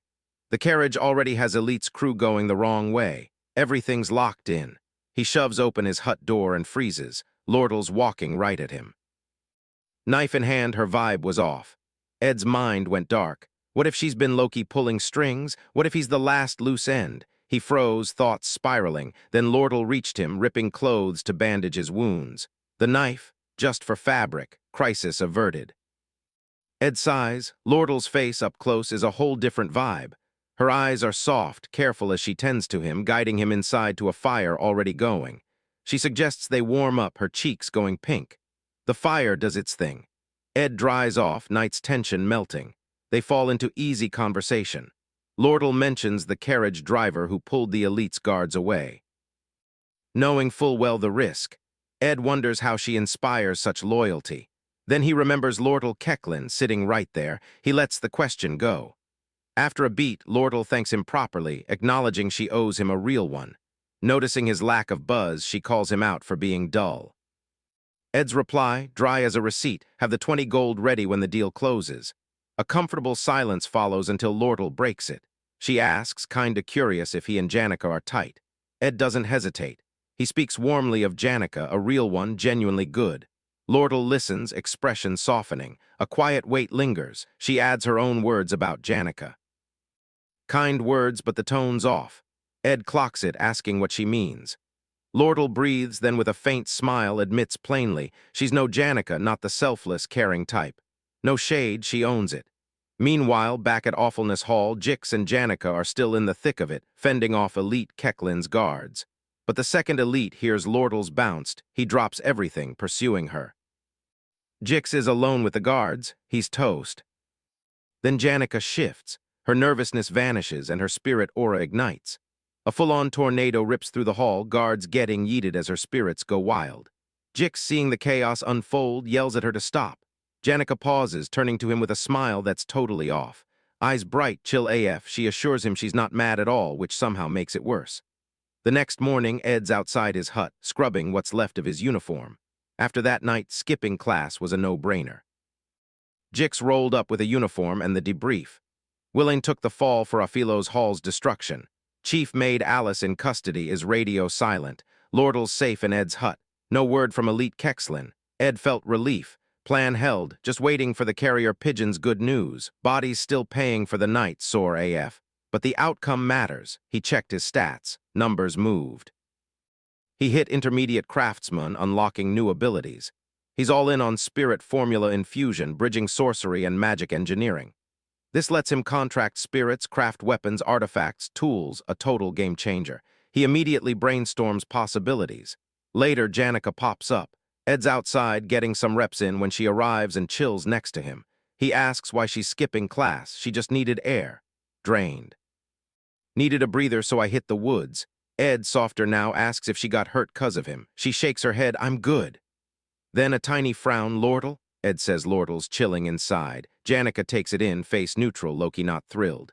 Inside the hut, Lordle lets out a breath. Afilo's hall drama, done. For now, she can finally breathe, but the chill doesn't last. Lordle's still got one more play. She needs Alice's help negotiating Sage's sealed grimoire. She now waits for Elite Merchant HQ's reply. Waiting? That's a problem.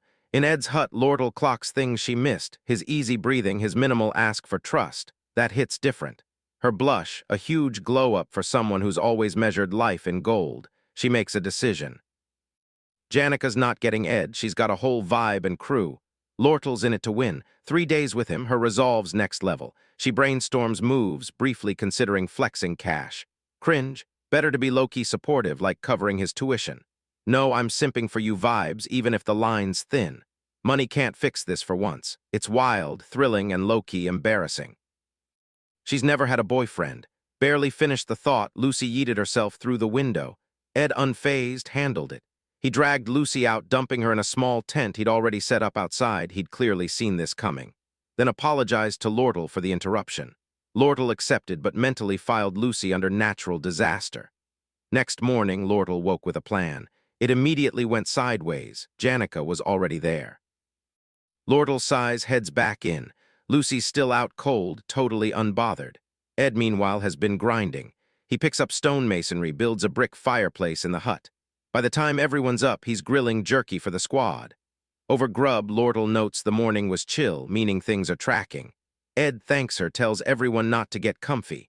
Feeling the competitive vibe, Lortle ups her offer. Instead of 20 gold, they settled on supplies.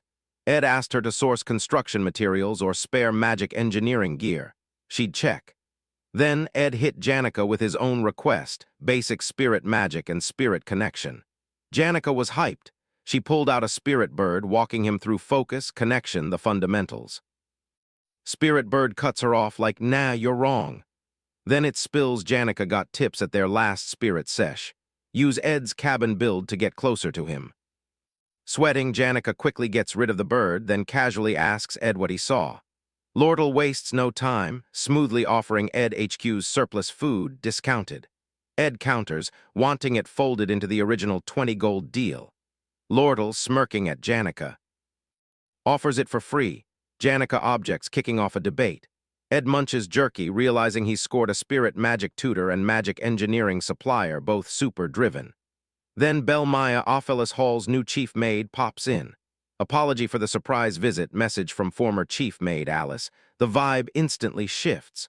Lortle's face tightens, the chill vanishes, what no one knows yet. So just before Belmaya showed up, Janica's friend Clara dropped by with top-secret tea, whispered with a don't react vibe. The scoop. Janica's totally crushing on Ed Roth Taylor. Belmaya tried to play it cool, but her face probably spilled the beans. Clara and Belle kept dissecting Ed's whole deal. His troublemaker rep is chilling out, but he's utterly clueless about Janica's feels. Clara's got her friends back, but Janica keeps name-dropping Lortle in random chats. Clara's low-key confused by both. Her blunt take, relationships need balance and Janica's too trusting for this vibe. Ed, though, he's either totally clueless to Janica's hints or faking it hard. Clara practically begs Belle to step in. Belle's softer theory, Ed's too deep in his own mess to even clock romance right now. She blames his bad luck with people. Clara's not buying it, it just makes her more sus. At Ed's hut, Belmaya rolls up to Lucy, Lortle, and Janica. Instant headache. Lortle asks why she's there. Belle drops Alice's message. Later, Belle dips with sleepy Lucy and Janica, leaving Ed fuming. Not about the company, but the exposure. Lortle's spot got clocked by the wrong crowd. To limit the damage, Lortle bounces with Belmaya. She offers a safe house. Before leaving, she gives Ed a repaired uniform, settling her debt. Ed's grateful, it's a decent Academy backup. Then a pigeon brings Major W news. A letter confirms a major W against the sales elite, signaling his HQ collapse. Ed can finally return to school, no cap. Lortle reads it, drawing her own conclusion. Dad's on the ropes, no bandwidth to come after her. She's safe for now, but keeps Ed on his toes. Dad's still dangerous. She warns him not to call this an easy W still. Her squad at HQ's solid. Chairman's seat is within reach. What's bugging her? Alice. Ed brings up the obvious. Could Alice rat out Lortle for the awfulest mess? Lortle shrugs it off. Alice always backs the winner. That's just her. The letter spills the tea. Alice lists her sponsored orphanages, asking Lordle for next year's funds. Lordle fills in the backstory. Years of overwork wrecked Alice's health. The Academy offered zilch. Overwhelmed by responsibilities, orphanage included, Alice pulled a calculated switch during Off-Alice Hall for cash and backup. It looked like betrayal. Lordle gets why she did it. Still, Lordle's read on it is simple. Alice is backing her cause she thinks she'll win. In the merchant world, that's not loyalty, it's just math. Lordle will keep Alice close, but their trust. History. Wrapping up, Lordle tells Ed to hit the Merchant Association branch to seal their supply deal. Ed hands her a torch for the walk. She takes it, then just stands there looking at him. He asks what she's waiting for. She remarks on how he's so tall. She casually admits to risky moves for a win. Steps in, straightens his tie, says the uniform slaps. Before he reacts, she yanks his tie, pulls him down, kisses him. Teases about raspberries, claims to taste them again, laughing, totally feeling herself. Ed, deadpan, tells her to stay in her lane. Lordle finds his reaction super basic. She drops a parting note. Next time he should pull her closer. She needs practice faking resistance. She snags the torch, walks off chill, then once out of sight, full-on sprints into the forest, gone. Ed's left standing, totally shook. He tries to stay low-key on the sidelines of this whole drama, but it keeps dragging him deeper. Later, by his campfire, crickets chirping, he just can't settle his mind. Something feels off, and this quiet isn't helping. This discomfort isn't Cap. Ed's original plan was chill, watch the game from afar, only step in if things went sideways, and focus on surviving, graduating, and keeping his stats up. Sounded simple, but now it's a whole different vibe. As summer ends, Ed's low-key stressed about what the game's gonna throw at him next. And whether he'll have any say. The next day, Janica links up with her spirit squad by the lake to spill on her Lordle drama. The spirits dish on Lordle and Ed, and Janica is not okay. One describes Lordle as a serious threat, and Janica's first question is Ed's vibe. Hearing he was chill and gave nothing away, she briefly relaxes. But Spirit Tarkin cuts that short, warning Lordle doesn't quit, she goes harder. If Janica doesn't move fast, she'll lose Ed's attention before she even had it. Tarkin then drops a bunch of unhinged suggestions, so the other spirits literally boot him from the convo. Marlita swoops in with actual good advice. Create a core memory with Ed, something that lives rent-free in his head. Janica mulls it over and decides a shared meal is a solid first move. That evening, Ed tries a new recipe on Lucy. She takes one bite and her face says it all. Ed doesn't argue. He logs the fails, shelving cooking ambitions until he's got better gear. Still, the L wasn't a total loss. Craftsmanship stat leveled up to intermediate. Big reminder, core stats are the real MVP. Gotta balance that build, times the real boss fight. Classes, survival training, scenario tracking, no chill time. Quick check on the squad. Taylor's combat skills are popping off. Isla's still riding with Taylor. Princess Phinea's on track. The Phinealordal clash is brewing and Ed's clocked it. Claris is a next-year problem. Elite's early exit throws a curveball for Lordle, but Ed's confident she'll still secure the Sage's sealed grimoire. Academy Day done, Ed pauses, eyes on the main building. Act 2's final boss is about to drop, so the faculty building's about to get clocked. Meanwhile, someone else at the Academy is low-key connecting the dots. A letter drops, spilling the tea on the Off-Alice Hall incident's mastermind, landing right with Professor Glast. In his office, Assistant Claire Elfin tries to simp for him, praising his initial sus instincts. He's not buying it. He sets down his glasses. Any warmth Claire was hoping for, ghosted. He told her to grab the divine science thesis. His sharp tone sent her flying pronto. At Off-Alice Hall, Claire linked with Annie's, grabbing materials and diving into student files. 3 names popped: Ed Roth, Taylor, Jix, Janica. Most files were clear, Ed's not so much. His record, his rep, the gaps, left Claire with major questions. That evening, Ed swung by the Sylvania Merchant Association for his Lordle supplies. Lordle greeted him with a playful apology for conveniently forgetting the terms, a total cap to get him back. She laid out tea and snacks, inviting him to chill. His gear was ready when he dipped, she added, then pivoted to flexing her outfit for a big meeting, clearly baiting him. Ed's only reply, "What's the meeting even about?" Lordle just brushed off his no-fucks-given vibe. His new pad came up. She mentioned furniture.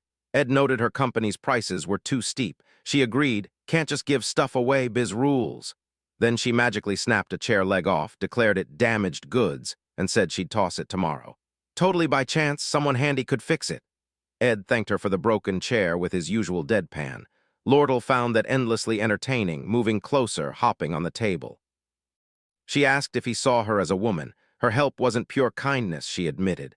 She had an agenda, not leaving until she got what she came for. Ed's response? Chill. He wasn't seeking her answers, nor fighting battles he knew he'd lose. Lordle just smiled, unfazed. She warned him someday he'd be catching feelings too. Ed noticed something watching her. Her smile never changed, winning or cornered. He clocked it, merchant's poker face. Never let your face spill the tea. At the academy during recess, Janica schooled Ed on connecting with spirits. She walked him through focusing his magic, then summoned a small fire spirit, Mug, to demo. Mug arrived with big, prepared speech energy, promising full dedication to Ed. Ed was visibly shook, memory unlocked. When he gamed as Ed, he'd vibed with a spirit duck. They had a chill, easy run, then he let it go. Mug was clearly a whole different vibe. He asked Janica why Mug was so serious. She laughed, explaining Mug was an S-tier spirit. Great energy efficiency, solid temperament, handpicked by high-level spirit Tarkin. Ed asked for capable, so she snagged the best option. Bond sealed after selection. Ed held Mug, instantly feeling that warmth. This spirit was hot a walking heat source. He checked stats. Janica beaming dropped the best part, no firewood needed. Ed's genuine stoke made Janica smile, though he looked like he hadn't slept in days. Before dipping, she offered to keep teaching him. More time together, faster progress, she said. Then a shift. Mid-sentence, her tone flipped. She caught herself. Janica remembered Clara's advice. Don't catch feelings too fast. She pivoted, suddenly swamped with students. Ed, feeling like a burden, offered to pay. Oof, that did not land. Janica insisted she was helping as a friend, not a client. Money was a cold vibe. Ed reasonably pointed out she mentioned compensation first. Janica realized she'd walked straight into that contradiction, caught in 4K to her credit. She kept it real and owned up. Clara told Janica she was too generous, needed to say no. Ed was like, preach. Smooth landing for an awkward moment. Janica bounced, hyped for combat training, promising a special accessory next time. Mug stayed with Ed, who waved Janica off. With Lordle's engineering smarts and Janica's vibe, Ed finally had a real foundation, proper crafting, a self-sustaining fire, a setup that actually worked. For the first time in a while. Things were finally looking up. Late one night, Ed remembered his traps heading into the forest. He wasn't alone. Claire Elfin's building a case, Ed's looking sus. Family ghosted him, no ties to Ophelis Hall, but his vibes were off. Reports placed him in the woods, so she followed. Moving carefully, she heard footsteps and ducked. What she saw stopped her cold, a man hauling Lucy, dragging a dead deer.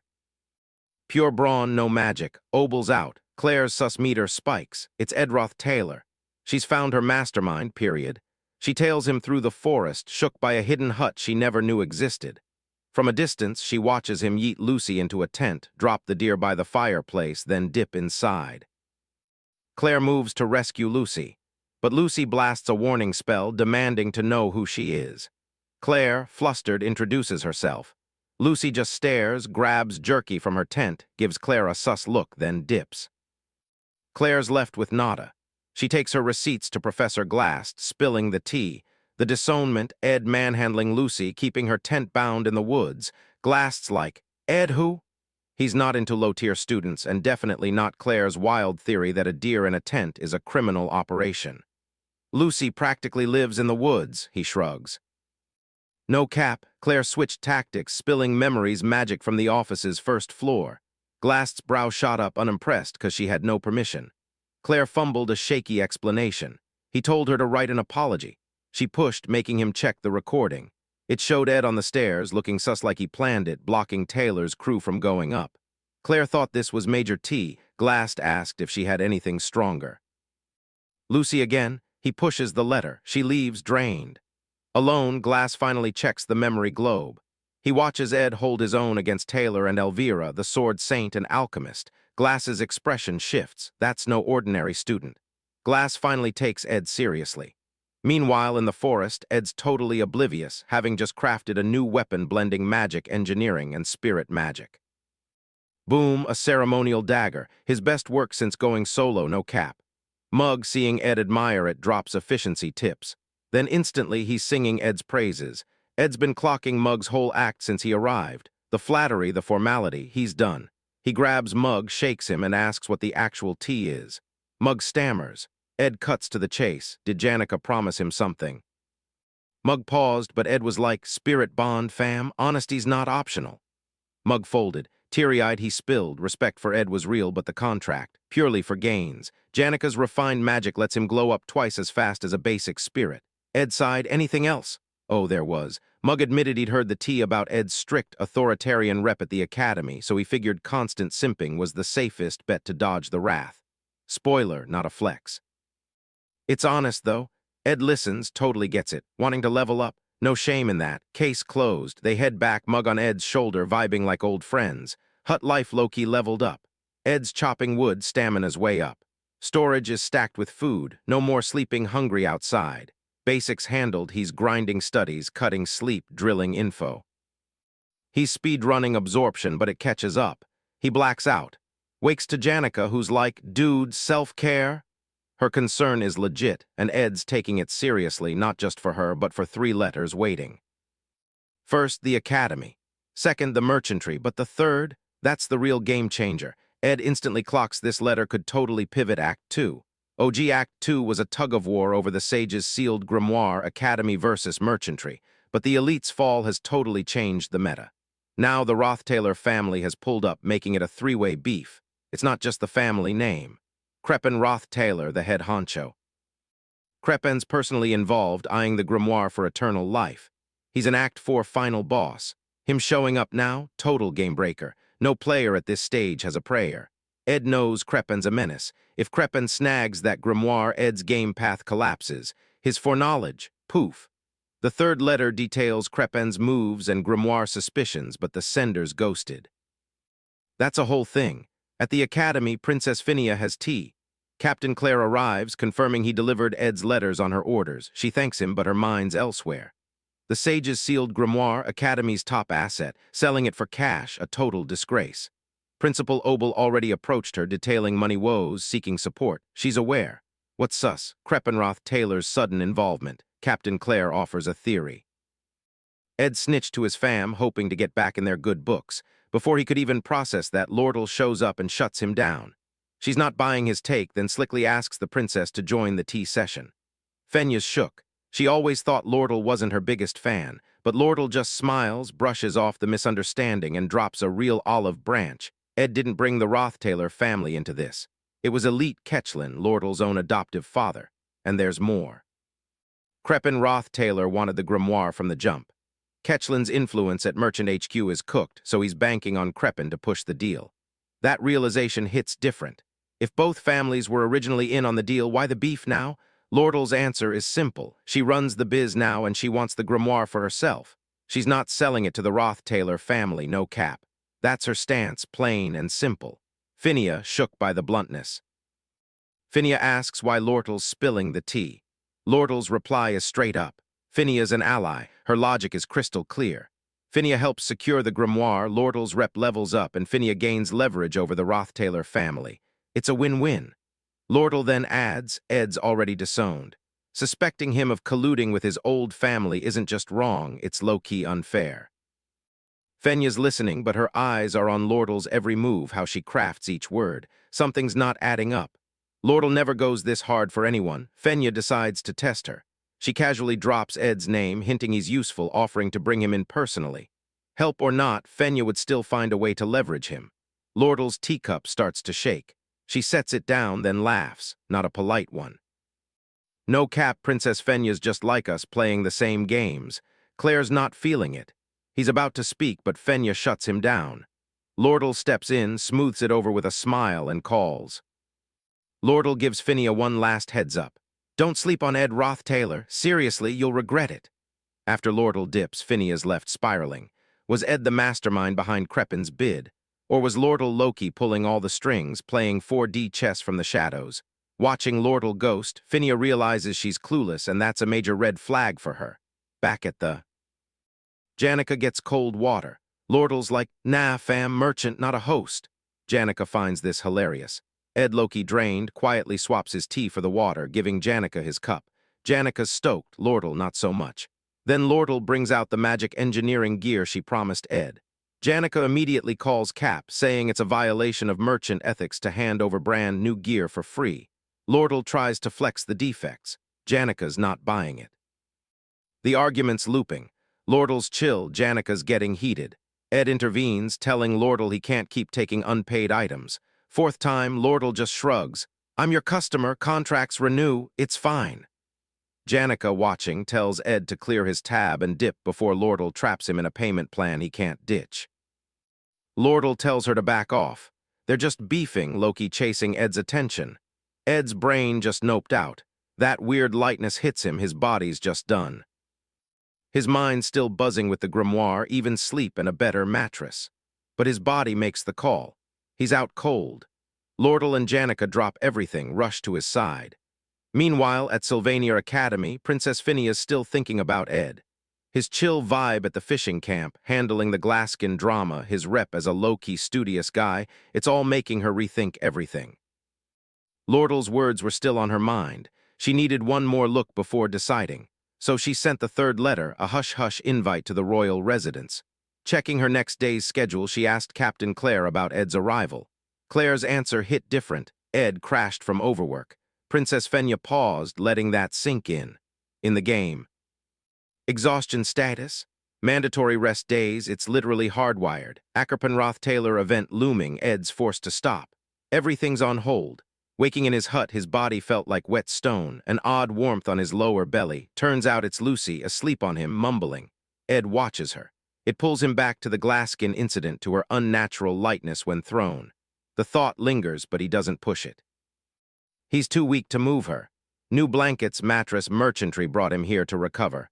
Lucy wakes, craving food, which tracks. She clocks Ed's awake and switches up. She's been running mana treatment, fixing his distorted mana flow often. Just finished, she's out cold next to him. Before she's out cold, she drops a truth bomb. Stop getting sick. It's a hassle and being weak is sus. Ed gets it. Her grandpa died from illness. He thanks her for real for the treatment and caring enough to spill it. Then Jix busts in, no knock, checking the stove. Lucy's ghosted before the doors open. Ed, now fully woke, is so cringe he wants to dip, taking stock. For someone trying to stay independent. Squad of randos showing up. Jix, what's up, Jix? On watch while others are out. Hands Ed soup. It's autumn now, BTW? Ed asks about Sylvania Academy. Jix gives the rundown. Taylor and Clayboys sorted the exploration quest. Demon of the Sewers event, under control, storylines holding up. Ed breathes easier. How long was I out? 10 days. Sage's grimoire event, already underway. Before Ed can process, Jix drops another bomb. Lordle dipped for major negotiation while Ed was out cold. Ed's up tells Jix, ping Lordle ASAP. Meanwhile, Sylvania Academy's bidding war, already lit. Players in the house, Princess Fenya Clowell repping Student Association, Lordle for elite merchantry, and a wild card third party no one saw coming. He rolls in, main character energy radiating. Creppen Roth Taylor, the family's OG IRL. At the luncheon, everyone's sizing each other up before the real drama drops. Creppen plays nice with Princess Fenya, dropping a smooth apology for Ed's past antics, making it clear that's not the Roth Taylor brand. Fenya keeps it chill, but she's side-eyeing him hard. He's giving off noble, measured vibes, every move calculated to project respect. Her gut screams otherwise, Creppen's sus. He eyes Lordle next, confirming she reps the elite merchants. Lordle stands, introduces herself, playing it cool, respectful, composed, giving nothing away. Creppen probes carefully. Lordle answers just as carefully. Lordle keeps it simple, only profit matters. With that, bidding starts. Each writes a single number, no back and forth. The Academy's quietly drowning in financial trouble, kept discreet. Vice Principal Rachel's running the auction, Princess Fenya the only royal here. Phinia is locked in on the proceedings. The sage's sealed grimoire isn't just expensive, it's a grail item serious researchers would go all out for. She knows exactly how these sealed bid auctions work. No price ceiling means the real win goes to whoever can predict the other's max bid. Lordle and Creppen sit opposite, stone-faced, each waiting for the other to flinch. Rachel collects the bids, thanking them. As she prepares to read the results, Phinia is already doing the math. Lordle thinks in. The market cap for a comparable book is 8,100 Flen gold. Go higher and the resale profit vanishes. The real worry? Crepin just needs to barely clear that to snag the grimoire. Rachel stands and reads. Crepin's bid 8,500 Flen gold. Fenia isn't surprised, he's not in it to flip books. Then Rachel reads Lordle's number, 9,400 gold. The room goes silent.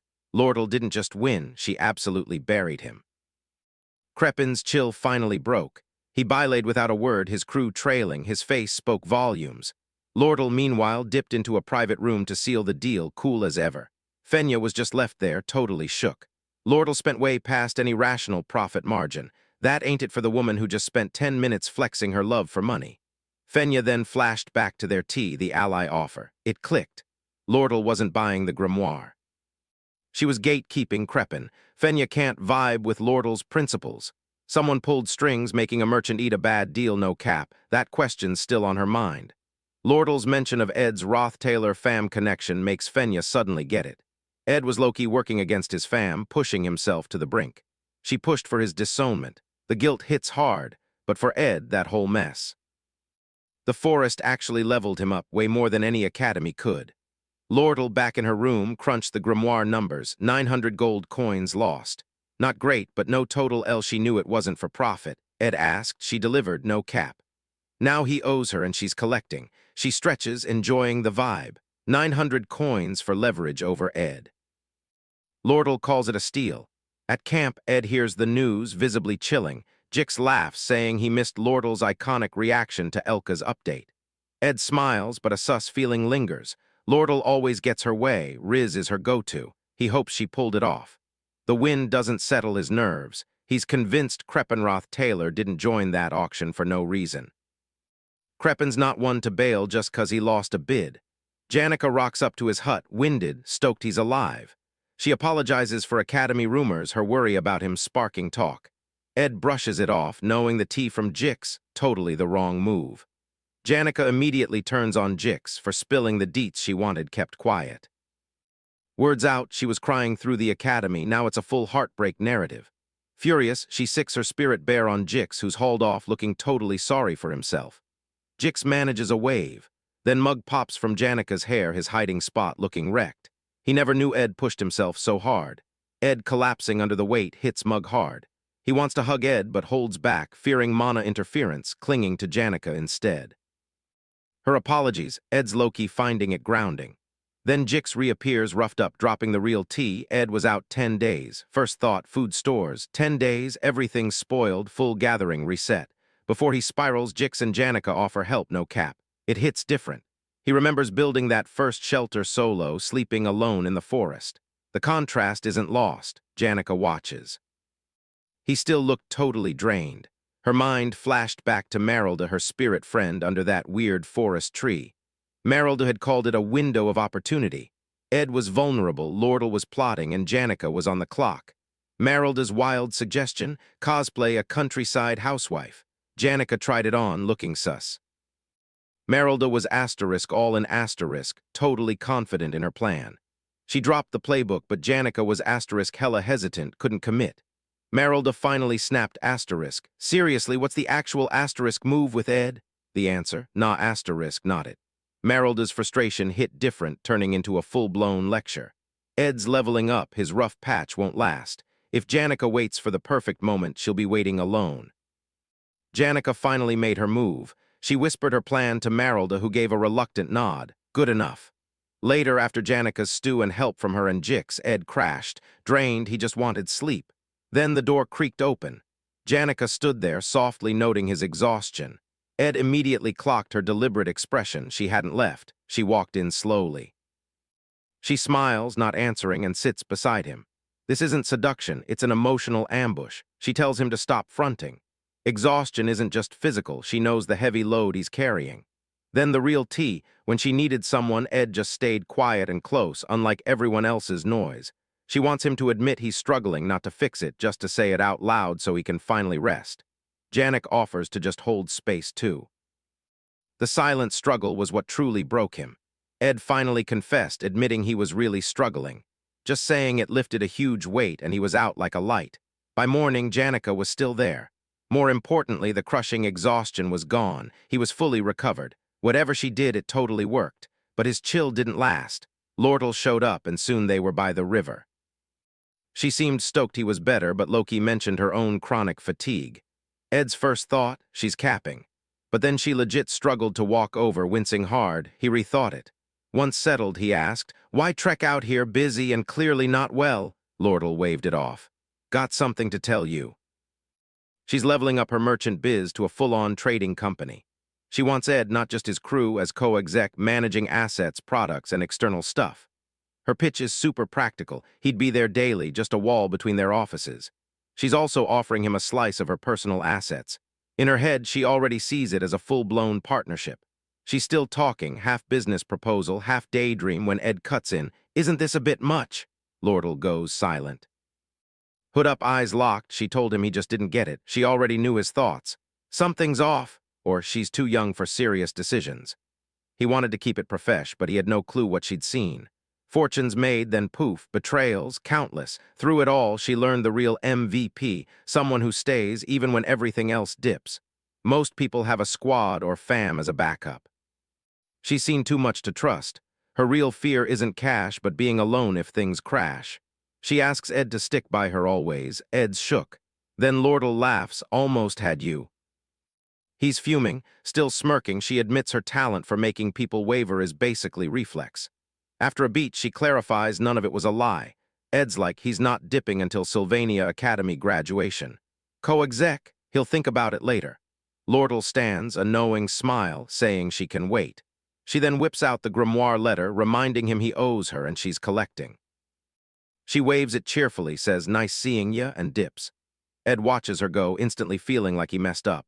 That Sage's grimoire debt, it's legit. Now she's got it, a total power play. He's cooked and he knows it. Lortle, meanwhile, is not as chill as she seemed. Walking back, she's low-key panicking. She'd planned to go full main character, tell him he's hers now. His serious vibe totally threw her off. Oh, and she forgot his change for the magic tech stuff. Going back to see him? Hard pass. She just wanted to drop off the change at his hut and ghost him. No drama, no awkwardness. But then Janica steps out, clearly just waking up there. Both freeze. The silence screams what they can't say. Immediately, they're demanding answers, neither backing down. Their rivalry sparks, instant and ugly. Ed, totally clueless, is already the main character in a mess he never signed up for. He's chilling by the river, totally oblivious. Back at the hut, it's grind time. Chopping wood, pacing himself, mug on his case about overdoing it. Ed actually listens, which is low-key a win. Jix and Janica sorted his food and wood, giving him space to focus on himself. He sits down with the 3 letters waiting since he crashed. Lortle's first note, "Stay sharp, the elite are wildcards." Phinea's second hints Crepin might be sus in recent events. But the 3rd letter, that one hits different. Confidential from Professor Glast, requesting a private meeting post-conference. Ed never made it, though. He crashed, now clueless about Glast's real agenda. But he's got the tea no one else at the Academy does. FYI, Glast's the final boss of Act 2, and it's already started. Big yikes. Glast's core belief, only a few op people can reshape the world. His endgame, resurrect Sylvania, the goat sage. To pull it off, he's cooking up spectral magic, rewriting reality. His one obstacle, the sage's sealed grimoire. The Academy sold it to Lortle for cash, so Glast takes it by force. He then kidnaps Isla, a student with rare magic, to use her body as a vessel for Sylvania's spirit. This plan is wild, dangerous, and totally unhinged.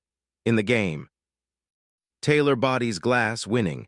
Glass falls from the tower, dropping a major line before croaking. Ed can't recall it, but the trigger? Act 2's final boss fight drops when Isla's snatched. He needs to be ready, and just like that. Isla, awake and alone, was trapped in a dank dungeon, guarded by a sewer demon. She instantly knew she was screwed. The silence? Brutal. Barely holding it together, she realized she wasn't alone. A voice cut through the dark, blaming her for this mess. That was the last straw, shattering her composure. Through tears, she snapped back. She called him cruel for piling on, hating this. Her dungeon mate? Edroth Taylor, not his plan. Ed rewinds 3 days to explain. He was grinding magic engineering gadgets, hit a wall. Materials and blueprints weren't up to par for the final battle. Then a specific game memory clicked. Final act, stage 3. The party hits a secret lab with blueprints. Taylor takes the mid-boss, but Ed's eyeing the shelves.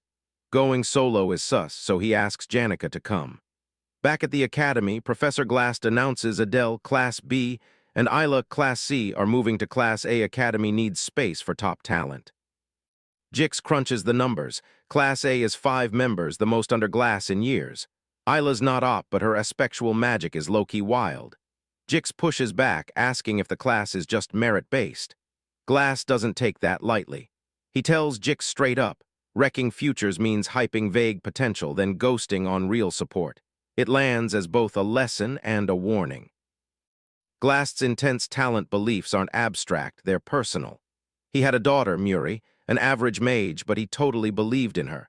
That belief shaped his entire worldview.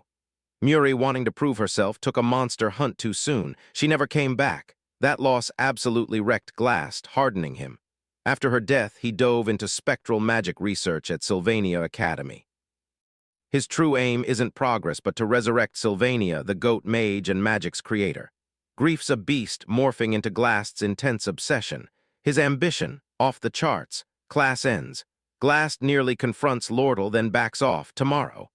Lordle's already clued in. He's bugging about Sage's sealed grimoire she already snagged.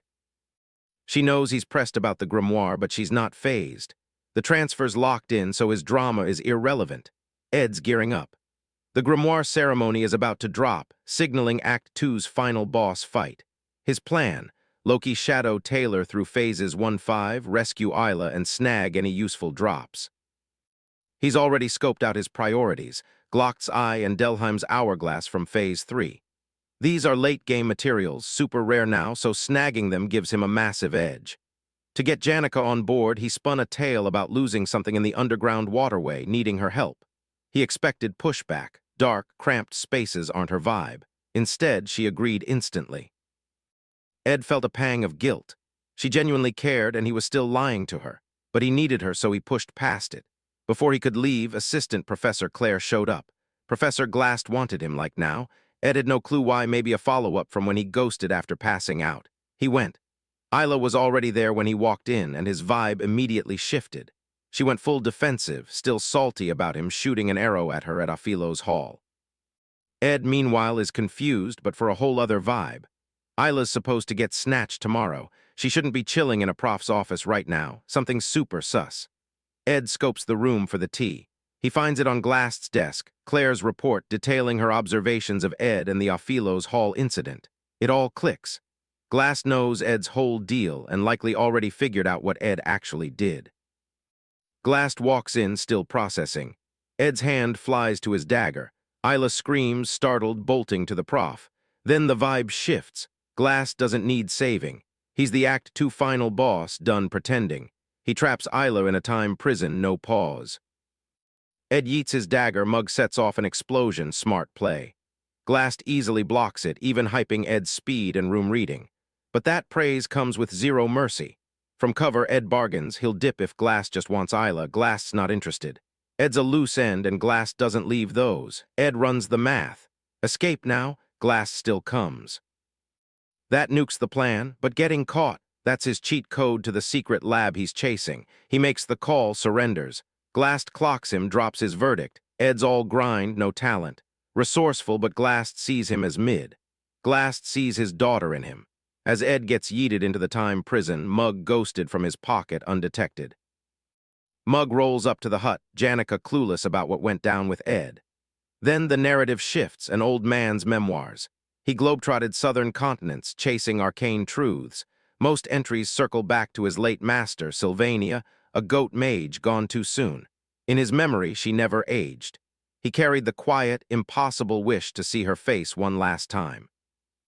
Knowing some things, once lost, are gone for good, he didn't chase ghosts. Instead, he found a young apprentice, pouring everything into her. On his deathbed, Sylvania's hat covered his life's work. His book's final words, a dedication to apprentice Lucy Marcel. In the game, that old man gets glocked, meeting his end chill. No fight, no mourning, just pure peace.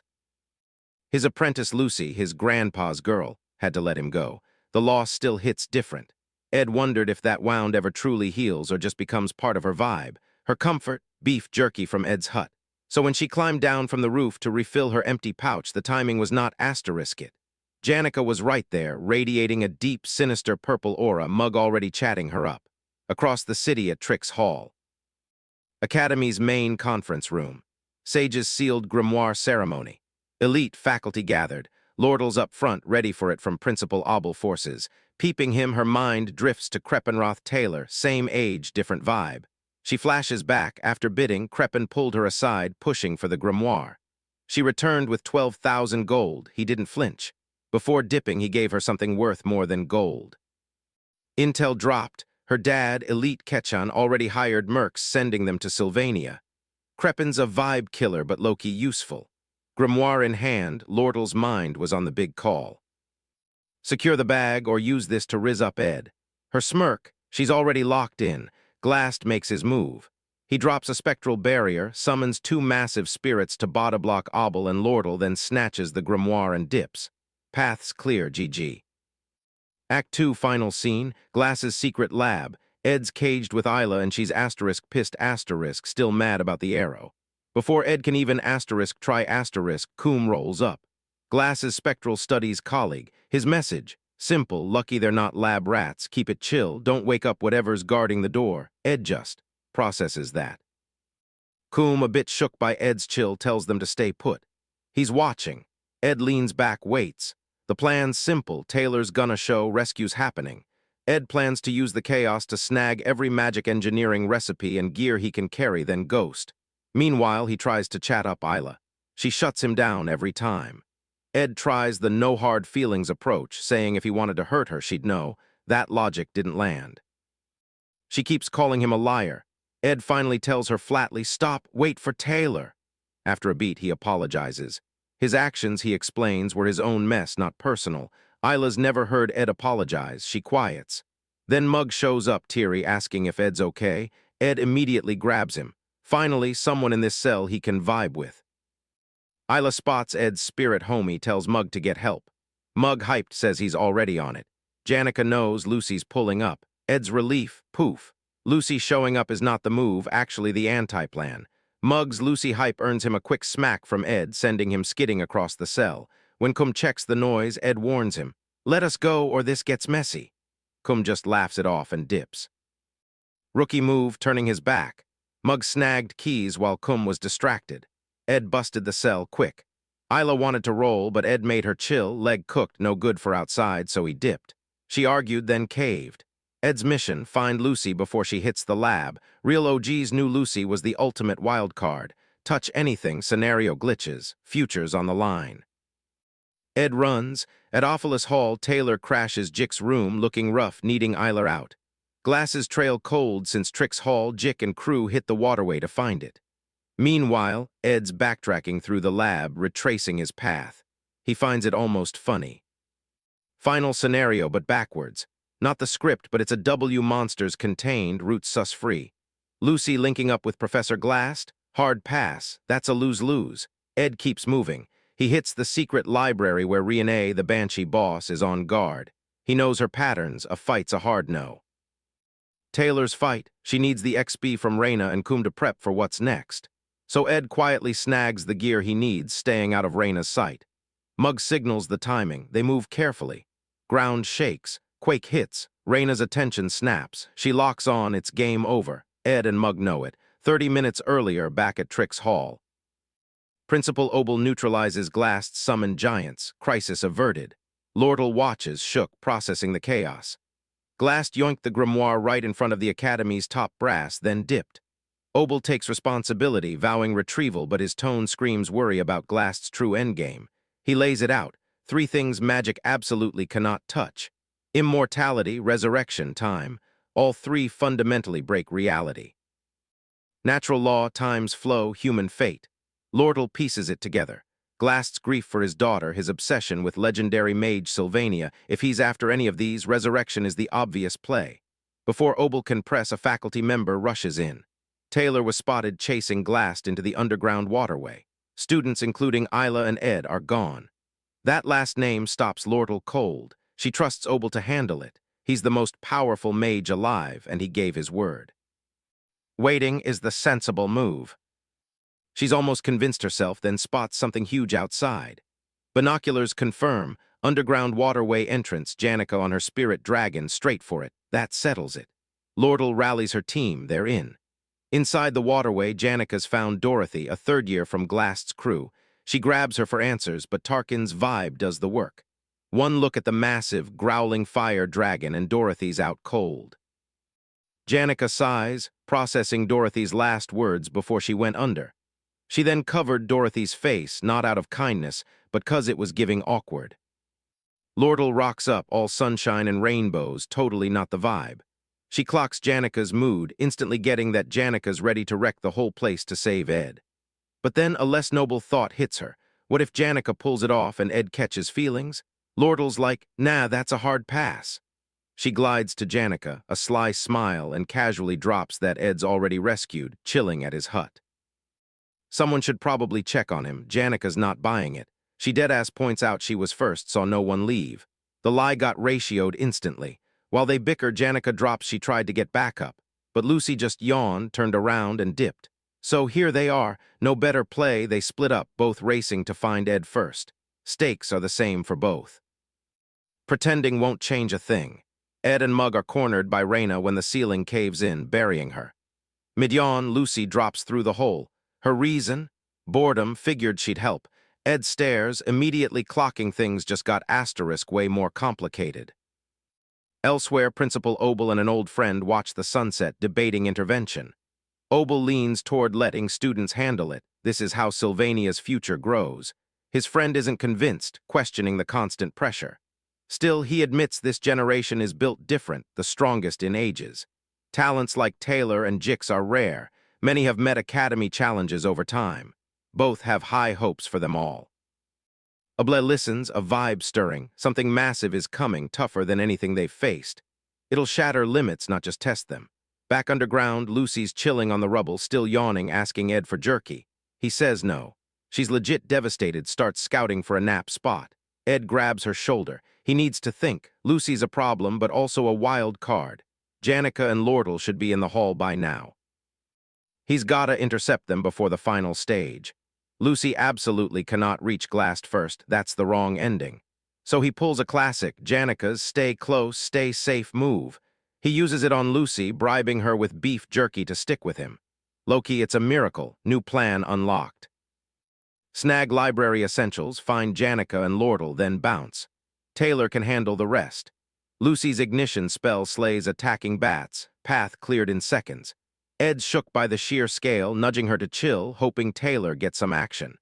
Across the waterway, Lordle's making serious moves. Janika senses, but Lordle just knows the path, zooming through tunnels. A vibe shift hits her, a feeling she can't even clock. For once, she's not thinking about the grind or leveling up. She just wants Ed to be good. She stops at a hidden enchanted wall, listens, then it blows open. Ed steps through, Lucy on his back, a whole stack of advanced magic gear in his arms. Lordle feels instant, real relief. Ed, without a beat, hands her some gear. Lordle takes it, but her eyes are glued to Lucy, chilling on Ed's back like it's totally normal. And that just asterisk stings. Lordle made all the moves, closing the gap, while Janika just waited. She did everything right, yet Ed's still with someone else. Lordle put in the asterisk work, every move intentional. Then Lucy just shows up on Ed's back like it's nothing, making all Lordle's effort feel like squat. The frustration just asterisk spills out. She calls his name with such heat, clearly way past annoyed. Her thought cut short. Ed pulls her close, looks her dead in the eyes, and tells her she's his most trusted. Full stop. Lordle freezes, words gone, the blush hits fast. Her anger fades fast. She just stands there, processing that it actually worked, not her push, but his sincerity. It hit different, totally blindsiding her. No time to process before a crew member snaps her out of it, rushing with urgent news of something serious nearby. The plot doesn't wait. Meanwhile, Taylor's group hit the underground waterway. Clebius, being Clebius, is already miserable, muttering about wanting to bail. Bros questioning why they're here for Ed Roth. Alvira shuts him down. Taylor, gentler, reminds him Isla's worth it. Hold it together. Deeper in, Adele raises a finger with that main character energy. She's always right. She warns something dangerous is ahead. The explosion that follows, basically her mic drop. Out bursts Tarkin, the fiery dragon spirit, carrying Claire.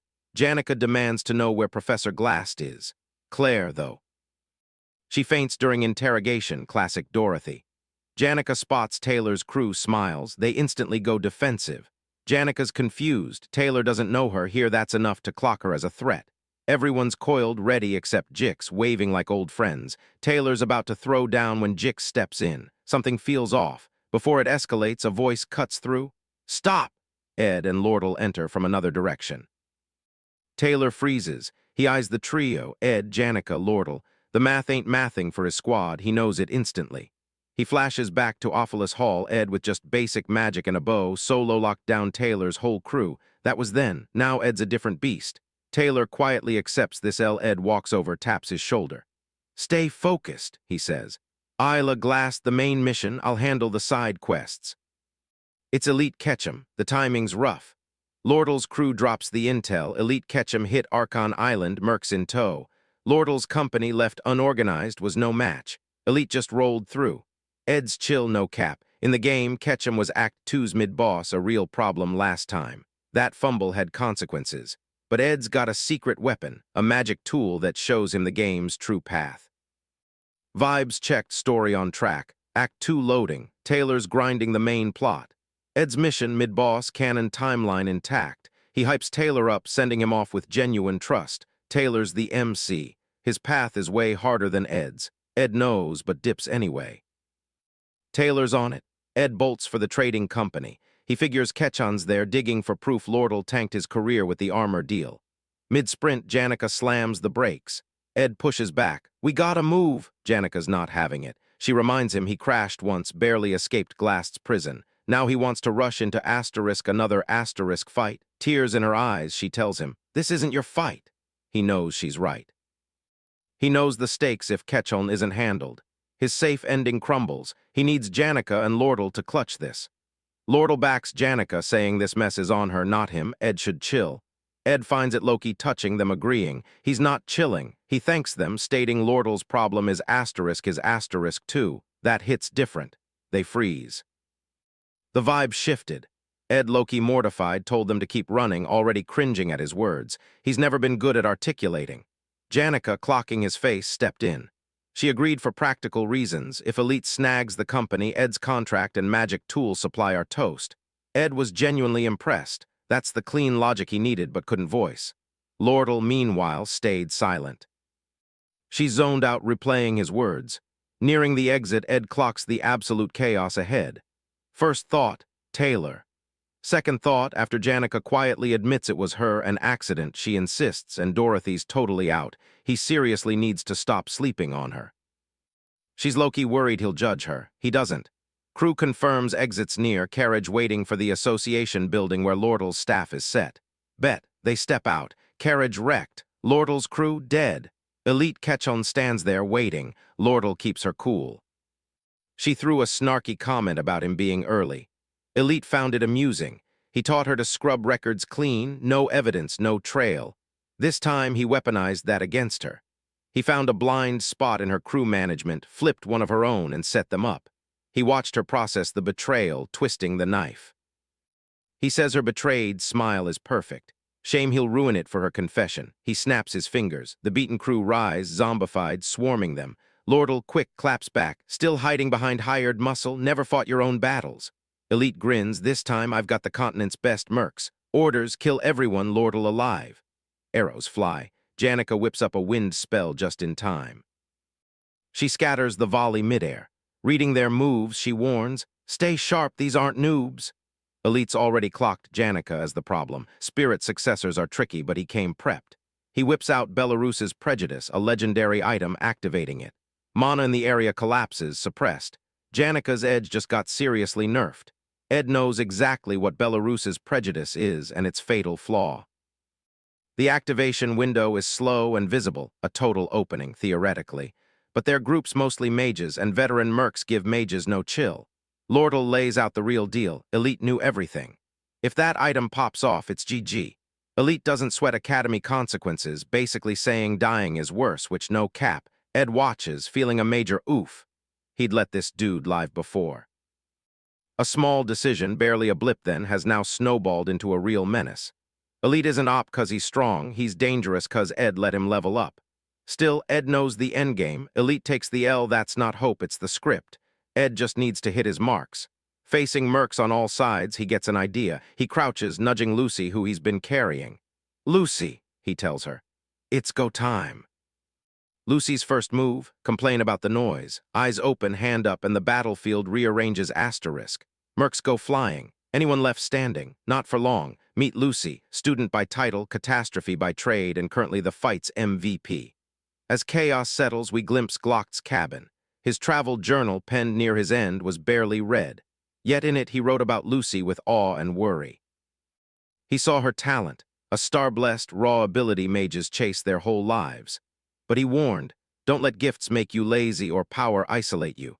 He asked 3 things: never kill with magic, avoid blood on your hands, even by accident, and live quietly at Sylvania Academy.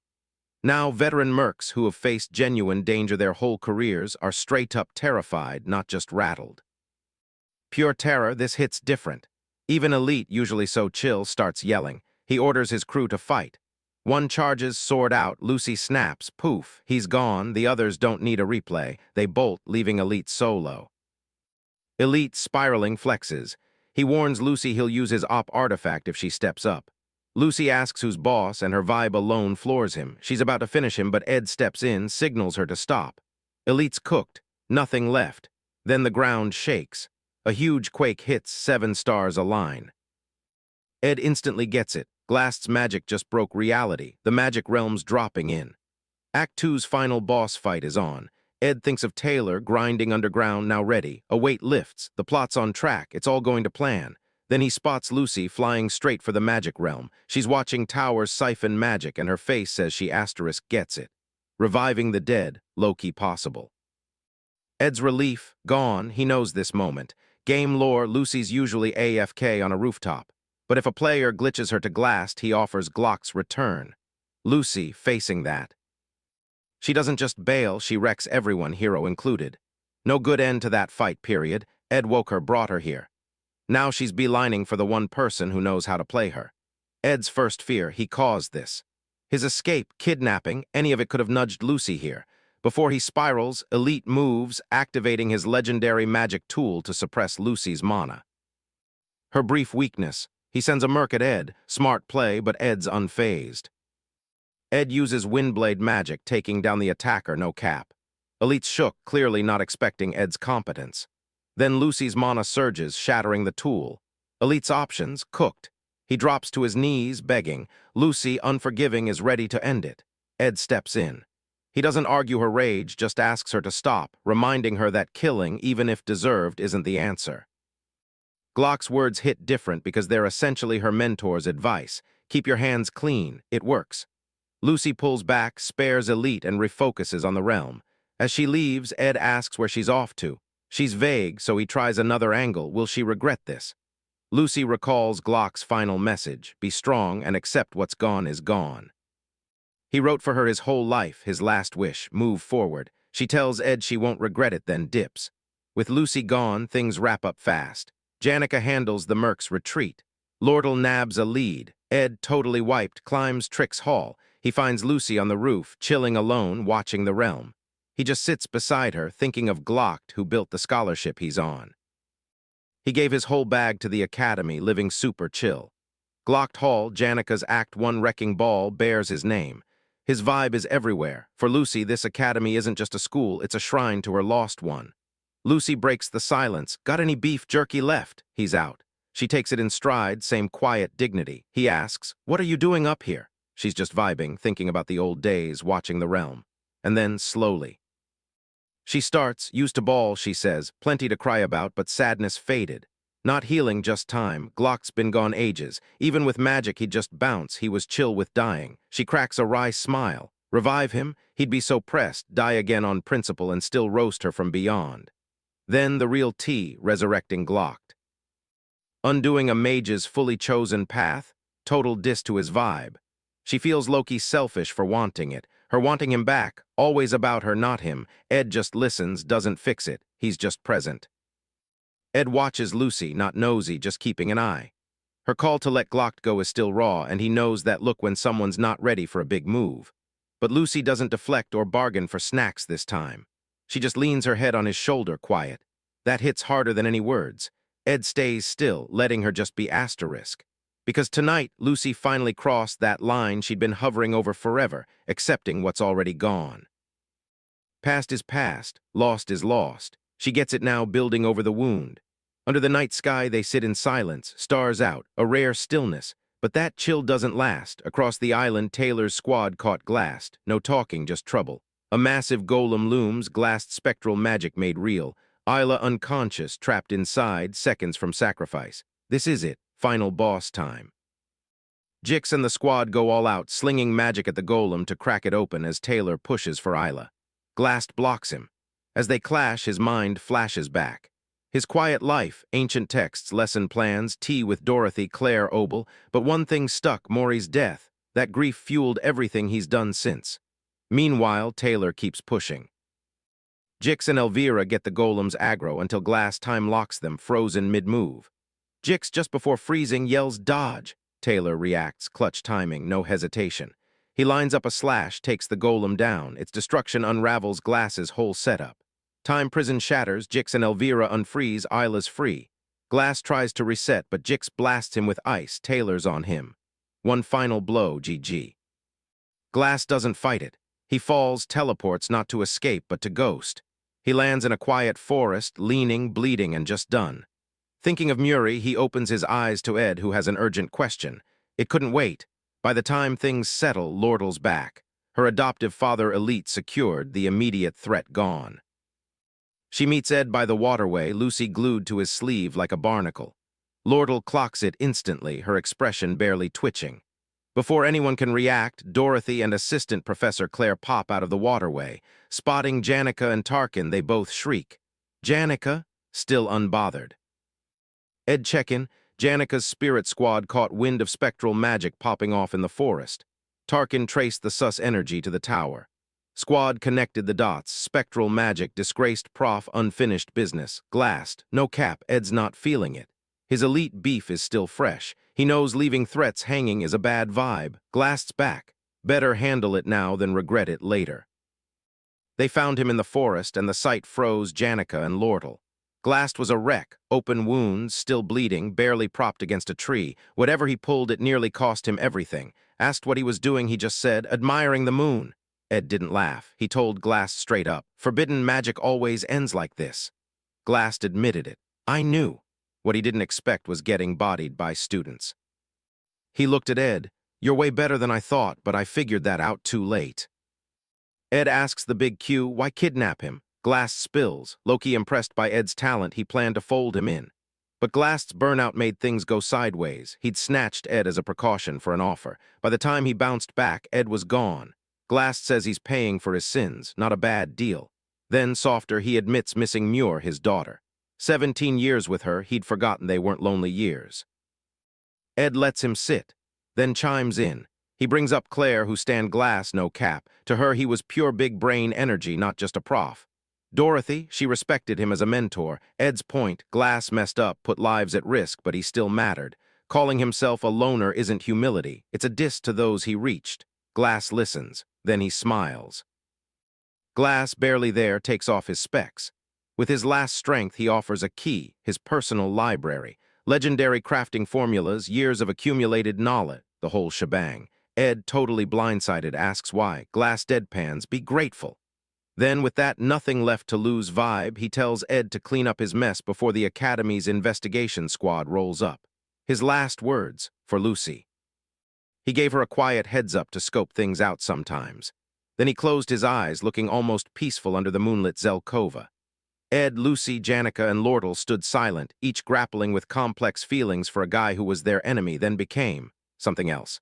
Next morning, Ed got summoned to the dean's office. The dean wanted answers, why Glass targeted Ed, how'd he dip without Isla, and what was his whole deal with Taylor's crew. Ed spilled the tea on everything. Janica, Lordle. Ed's moves under pressure. The dean listens, then pauses. Measured, he notes Ed Loki knows too much for a clueless guy. But after reviewing Ed's whole vibe, off Alice Hall, Glass drama, he shelves the sus. He apologizes for the Academy's mess, Ed's tough spot, and says he's bagged a reward. He doesn't just review the incident, he pulls Ed's full record. Whatever he's cooking, it's bigger than recent drama. Ed's dismissed soon after. Janica waits outside, all smiles, asking if he's okay. Ed flips the question back. Janica waves it off. Minor rashes, no biggie. But her spirit bird whispers, and suddenly she's pressing him. Are you asterisk really asterisk okay, or just faking it? Ed pauses, then shares what's been on his mind. He noticed she always pushes hardest for others, always paying the price. He apologizes for not seeing it sooner. Janica starts to brush it off, smiling.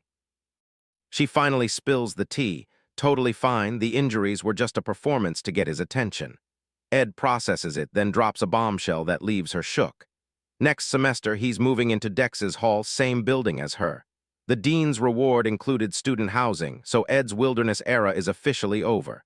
Janica's reaction? Pure hype, she's absolutely thrilled. Ed heads back to his hut, feeling relief and low-key sentimental. He's kinda used to the place now. He's almost at the door when Lucy drops from the sky, landing right in front of him. But why, though? In a dream, Lucy's not on Arkan Island, but back in her old stomping grounds, the Raimland Mountains. She hits up her old house, hoping to see her dad. Instead, she finds a dude in a rocking chair, cobweb-covered. When he turns, his face is just wrong.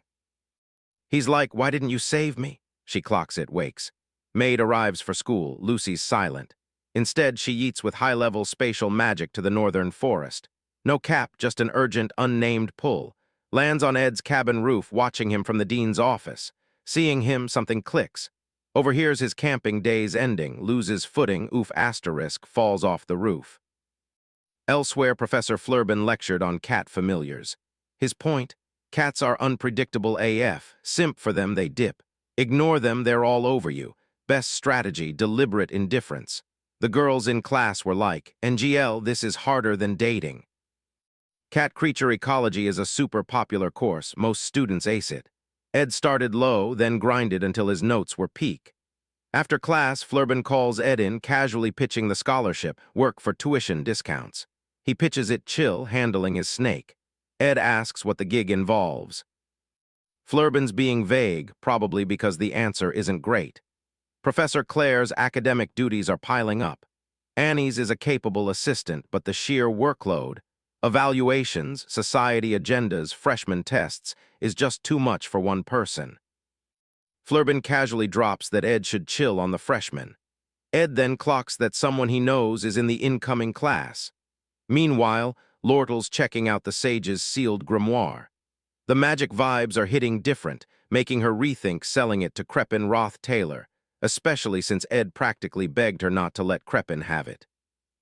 As a businesswoman, she knows she should be cutthroat, but Ed's message, promising anything for the grimoire's purchase certificate, totally shifts things. She also eyes a winter break class. Janica, Ed, and Lucy will be busy, and she'd rather stay booked and busy. She reaches for the docs, then stops. The whole situation feels off, a vibe she can't shake. Back at the cabin, Lucy points out low firewood, wondering why Ed hasn't hunted. He's kinda shook, not her usual vibe, but she's spot on.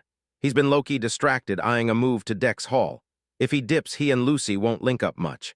He's still processing when Janica pops in, class canceled, free afternoon. She plops down, nudges Lucy, and cuts to the chase. Winter break's almost here. Camp's almost done, she's soaking it all in. She low-key loves it, and losing it hits different. She switches to Ed. If he moves to Dex Hall, he better hit her up. She'll help him settle, show him ropes, keep their vibe. She's got it mapped out. As she talks, Ed quietly pulls out Glass's key. He's put it off long enough. Secret library vault. It's time. He's still processing when Janica slides an app form warning late submissions might not make the cut. He thanks her, low-key surprised. She tells him to fill it out right there. Suddenly, Lucy steps in, signaling Janica to stop. She looks at Ed, dead serious. Don't go to Dex Hall. Rivalry official. It quickly became a whole thing. As Janica helps Ed level up his spirit and mana, she keeps catching Lucy's intense stare, totally confused what her beef is. Still with the staring and clinging. Lucy's glued to Ed, throwing major side-eye at Janica. Less anger, more anxious vibes. Ed's totally stuck on intermediate magic, basics not hitting all day. Lucy finds him, asks his plans once she dips. He mentions a quick errand. The fireplace, small fry stuff Dex Hall would just poof away. No cap, she kneels, proposing they link up. They're off. They find a hidden entrance on the library roof. Ed ropes down. He asks why she's here. She dodges, arguing she could have helped with the magic. He's like, nah. Gotta solo this, too much to haul. They find the vault. Ed tries the key, click asterisk, it opens. Light spills out. What's inside? Bro, it stops him cold. Ed connects the dots. The timing lines up with Lordle's magic item delivery. What they found? Glast's golden phoenix ring, a legendary magic tool that warps the timeline. Ed can basically glitch his future magic into the now. He can cast op spells ASAP.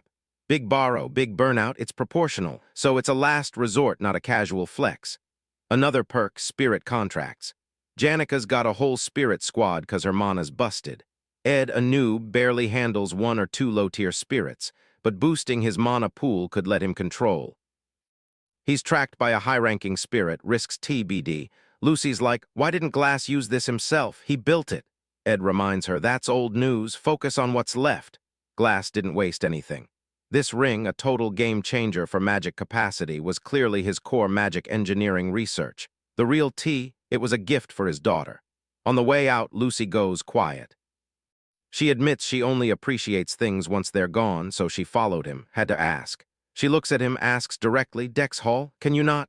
Ed's shook. He knows that took guts, but he keeps it real. Dex Hall would make his life way easier. Outside all winter isn't the vibe. Lucy doesn't argue. She goes quiet, then looks up. Feels like rain.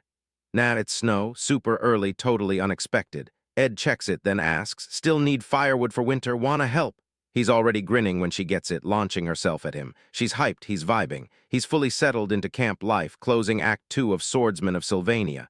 Act 3, whole new level, bigger scale, messier problems. Princess Phenia's gunning for Prez, setting her up against Lordle. New students roll in, bringing fresh enemies and players. The Act 3 final boss? Lucy Merrill, chilling in Ed's camp. He knows it'll be tough. He shelves the worry for now. Lucy's never shown that emotion in any game, route, or playthrough. That's wild. Winter hits hard soon after. Ed's half-days are snow and firewood duty. A scholarship task calls.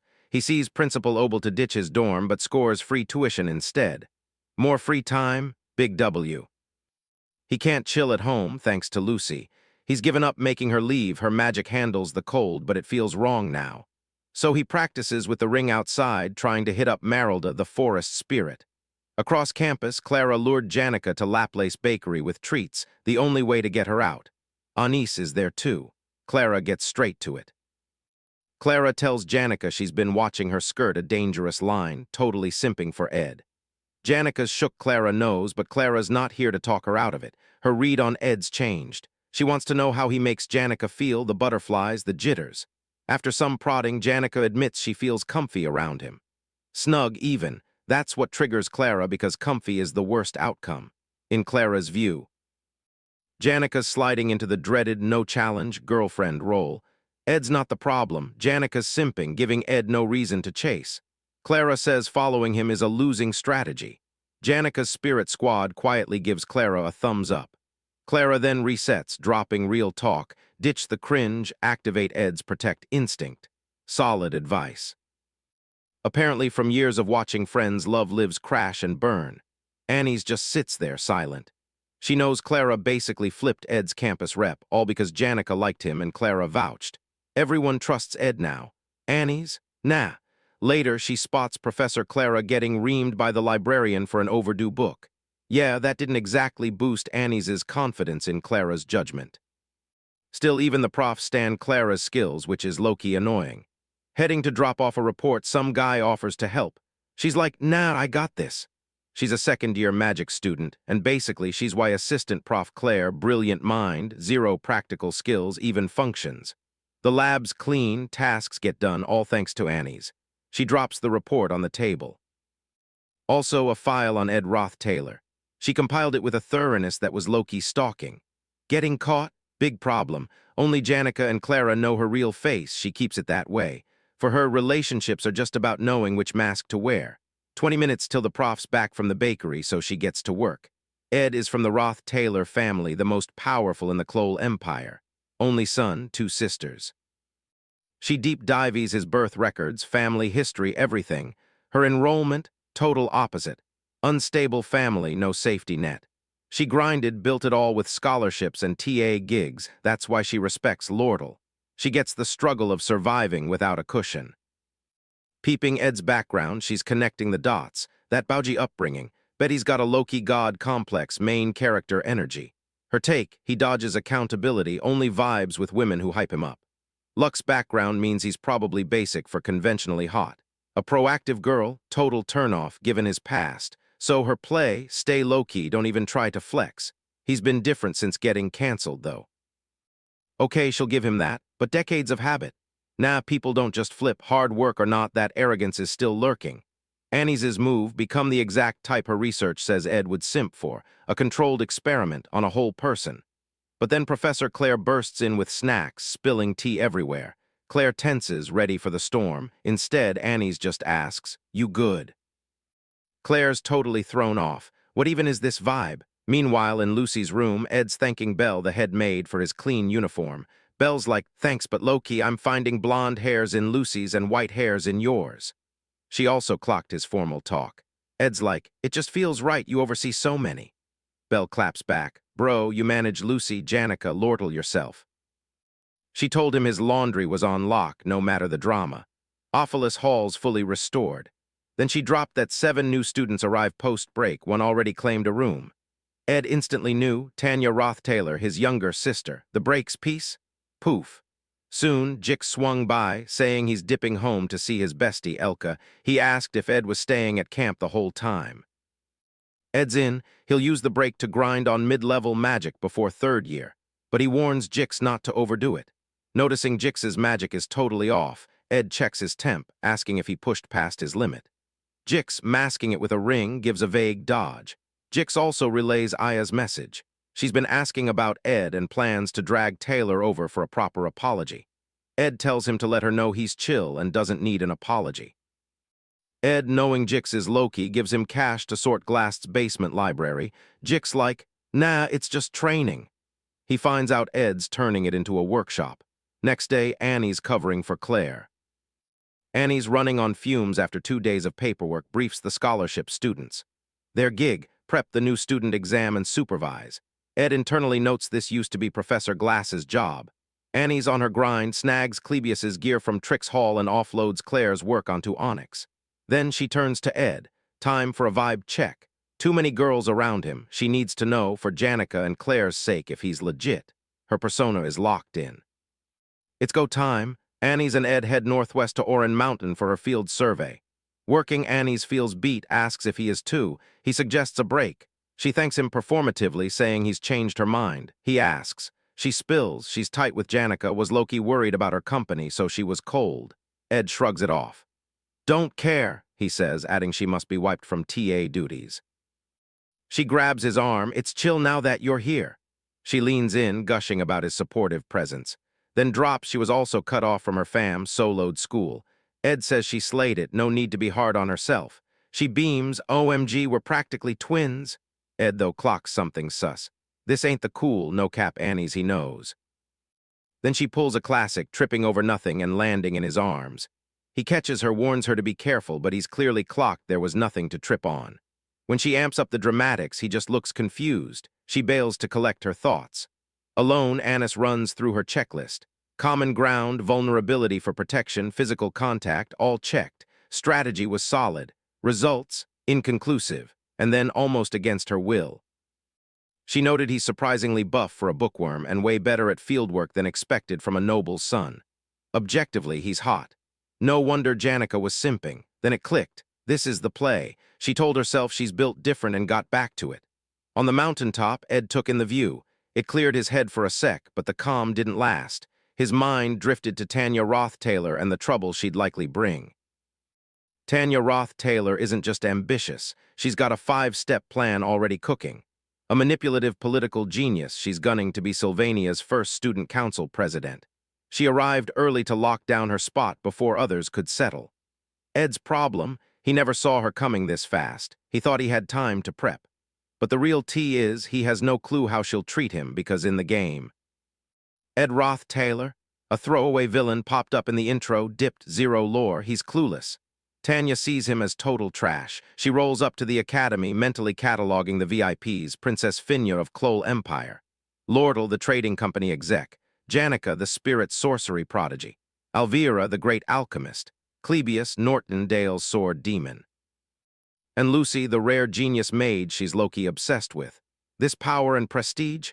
That's her whole vibe, she's here to own it. Belle handles the admin, but Tanya's got bigger fish to fry. First up, Ed, the family's walking he's getting yeeted before classes even start. Soon after, a letter drops from her dad, Creepin. He fully backs her ambition, but his instructions are calculated. Represent the fam, build her standing, and keep it proper. Sylvania's a learning hub. Profs are masters, upperclassmen are seniors. Tanya gets it, immediately thanking a senior. Then she brings up Ed, calling him a disgrace, a stain on the fam's rep. A total nepotism baby, hiding incompetence behind pure arrogance who barely scraped into Sylvania. The senior seemed interested, so she kept spilling. Then Tanya clocked the convo was super one-sided. Her dad had warned her about Lordle, mentioning their sage's seal grimoire deal, and she needed careful handling. Tanya caught the hostile vibe and froze. Lordle just smirked, telling her to continue. Tanya stammered, "Are you upset?" Lordle's answer was basically, "Huh." Low-key worse than a straight yes. Ed, meanwhile, was crushing his winter break checklist. Workshop organized, scholarship done, medium magic theory aced, high-ranking spirit contract secured. He even snagged 2 mid-tier magic skills, particle explosion and roots desire from Professor Gast's library. Knowledge, got it. But using it? Nah, the ring still hard blocks his magic. So that morning he got practical. He wakes Lucy for the fire. Half asleep, she lights it, then wants to chill outside, soaking warmth. Sitting, she smells perfume, niece's floral scent from his work. She asks if he's sick. He confirms, her advice, don't die. Real talk. Checking his magic, she finds it empty, accusing him of recklessness. He shrugs, it's fine. Then, out of nowhere, she asks for a head pat. He does, book in hand. She settles in and enjoys it, but that chill moment doesn't last. Lordle pops up, greeting Ed, noting it's been a minute. He figures she's there about that favor he asked, wondering why she didn't just hit him up at the company. But Lordle sets the record straight. This visit is a whole different vibe. She's got questions. Meanwhile, Tanya's already on her next play. She thanks the OGs for listening, offering Roth-Taylor family antiques from storage for helping her handle Ed. Elka's hyped. Jix, though, just deadpans her. He asks deadass if she's Ed's sister. His magic, next level. Tanya clocks him as no joke. She confirms it, the vibe shifts. He smiles, tells Elka then, to Tanya's confusion, hands her a mandatory magic resonance trainer. Elka adds Professor Delorf's elemental study notes. By the time they're done, she's got a full box of essentials, whatever she expected from this meeting. Nah, not this. Tanya's shook there dissing her, but Jix waves it off. Sibs squabble, it's a whole vibe. Then he finally drops his intro, second-year student. Ed's junior, someone who owes him big time, gives Tanya a reassuring pat. "You'll be fine, noble blood and all," he says. Then he and Elka bounce, leaving Tanya swamped with unwanted gifts. Annoyed her recruitment pitch became a care package. Meanwhile, in Claire's office, Anis assesses the break. If the new student exam goes smoothly, they'll finally catch a break. Claire agrees, noting Anis handled most of the scholarship grind solo. Most students fumbled it, Ed didn't. His document processing was flawless, his practical skills next level even for nobles. Anis clocked that. Claire then dropped a bombshell. After Aphilo's haul, she trailed Ed. He'd built a camp bigger than their lab solo by hand with tools. Claire was shook. Then she mentioned the spirit contract. That asterisk recalibrated Anis's read on him. His practical ability isn't about his background. Anis processed it. She checked Ed out for Janica. Verdict, solid, decent, hardworking, no cap. Even Claire's into him. Then she zoned out on his physique, vibe sent. Claire snapped her back. Anis flung open windows, room on fire. Claire asked if she was extra. Anis barely heard. Then it clicked. Ed had a spirit contract, Claire said. That contract? Janica's help was a given, so the spirit he bonded with is loyal to her. It could have spilled all the tea to Janica, even Anis's moves on Ed. She's out the door before Claire can even suggest lunch. Janica's whole vibe, harmony and coexistence is her family's motto, and she lives it. Genuine friends, always warm. But what's eating at her now is the Anissa/Ed tea, making Tanya's arrival seriously bad timing. Tanya, following Lordle's advice, worked the academy, networking and building her case against Ed. Janica was supposed to be chill, easy to talk to. Instead, Tanya found a spirit manifesting behind her, giving major side-eye. Lordle's intel on Janica was clearly outdated. Back in Ed's camp, Janica was wrapping up logistics. Most of his production materials, sorted. Legendary items are kinda rare in winter. He thanks her for squeezing him in. She's like, no worries. He asks why she came. She's like, needed rest. End of story. Lordle spots Lucy crashed, asks what's up. Ed's its winter explanation, not cutting it. She lets it slide, gets to the point. She shows him the sage's sealed grimoire and the letter, his promise to do anything she asked for her bid, time to collect. She's smiling. Ed asks how far she'll go. She promises nothing wild, just his support. Act Three's kicking off. The Fenya-Lordle beef is dropping and Lordle's already making moves. Fenya Elia's Cole is her destined rival. She's set to win student council, control the academy, then in Act 4, unravel the Roth-Taylor family. Ed's like, I'm just a student, though. His support probably won't change the game. Lordle gets it. But she tells him his academy rep is leveling up. And this isn't politics, it's personal. Ed's in. That's all it took. Ed's seen Lordle crunch numbers in her sleep, but that night she looked genuinely happy, not strategic, just real. He clocked it. Next morning, he's up early, same old, asking Lucy to spark the fire. Lordle had dropped a bombshell on him the night before. Tanya, his little sister, had been making moves. Lordle wasn't sure if Tanya saw Ed as a real threat or just typical sibling beef. Either way, Lordle had hooked Tanya up with some people. Now, Tanya's at his door with her crew and a gift. She's visibly shook, but no bad vibes, which Ed didn't expect. He's trying to figure out why she'd be scared of him. Then it clicks. He sees his life from her POV. He'd totally misread her. He stands, she flinches. That triggers a memory, a maid offering him food and what he did. Tanya begged him to stop. He'd told her attachment to servants was beneath her. It's crystal clear now, back in. He thanked Tanya for the gift, said he'd rock it next semester. He acknowledged his excommunication, no longer her bro, but the gesture still hit different. He waved her to the fire, telling a half-asleep Lucy, still buffering to get guests sorted. He dipped inside, returning with drinks. He asked Tanya who she'd been chatting with. She admitted it was about him. Then he dropped Janica's name. The group froze. Ed casually said Janica's the kindest. Tanya agreed a bit too much, explaining Janica was super kind, strong, and summoned a high-level spirit fire lizard that yeeted workers across the room. She caught herself backtracking hard, insisting Janica was just kind and wished her well. Ed asked directly, did Janica really summon a spirit? Tanya denied it. No, absolutely not, I was just rambling. Ed, clocking the vibe, just said it. He's trying his best, dealing with excommunication fallout. He knows he made the estate toxic, apologizing for the irreversible. He heard she's gunning for president. He'll root for her. No cap, knowing she won't win. Tanya's Team Fenia won't snag the seat, but fam is fam, and that hits different now. Tanya stares like she's seen a glitch in the Matrix. Ed's stumped by her look, clueless what's next. Back at Apilles Hall, she talks herself down. Ed's still Ed, better at hiding it.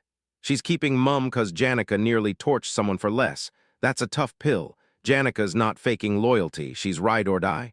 Still, Tanya can't make it make sense. Elite students everywhere, yet no one's clocked him. She's just waiting for his mask to slip. At her door, someone from Ed's camp, kinda rough. The girl asks if she's Ed's sister, tells her to hit her up for anything. Tanya watches her disappear, then glances at the door. A golden nameplate reserved for the Academy's S-tier students. It's Lucy Merrill, the legendary genius mage, Ed's neighbor, and his morning fire starter. Tanya's whole reality just glitched.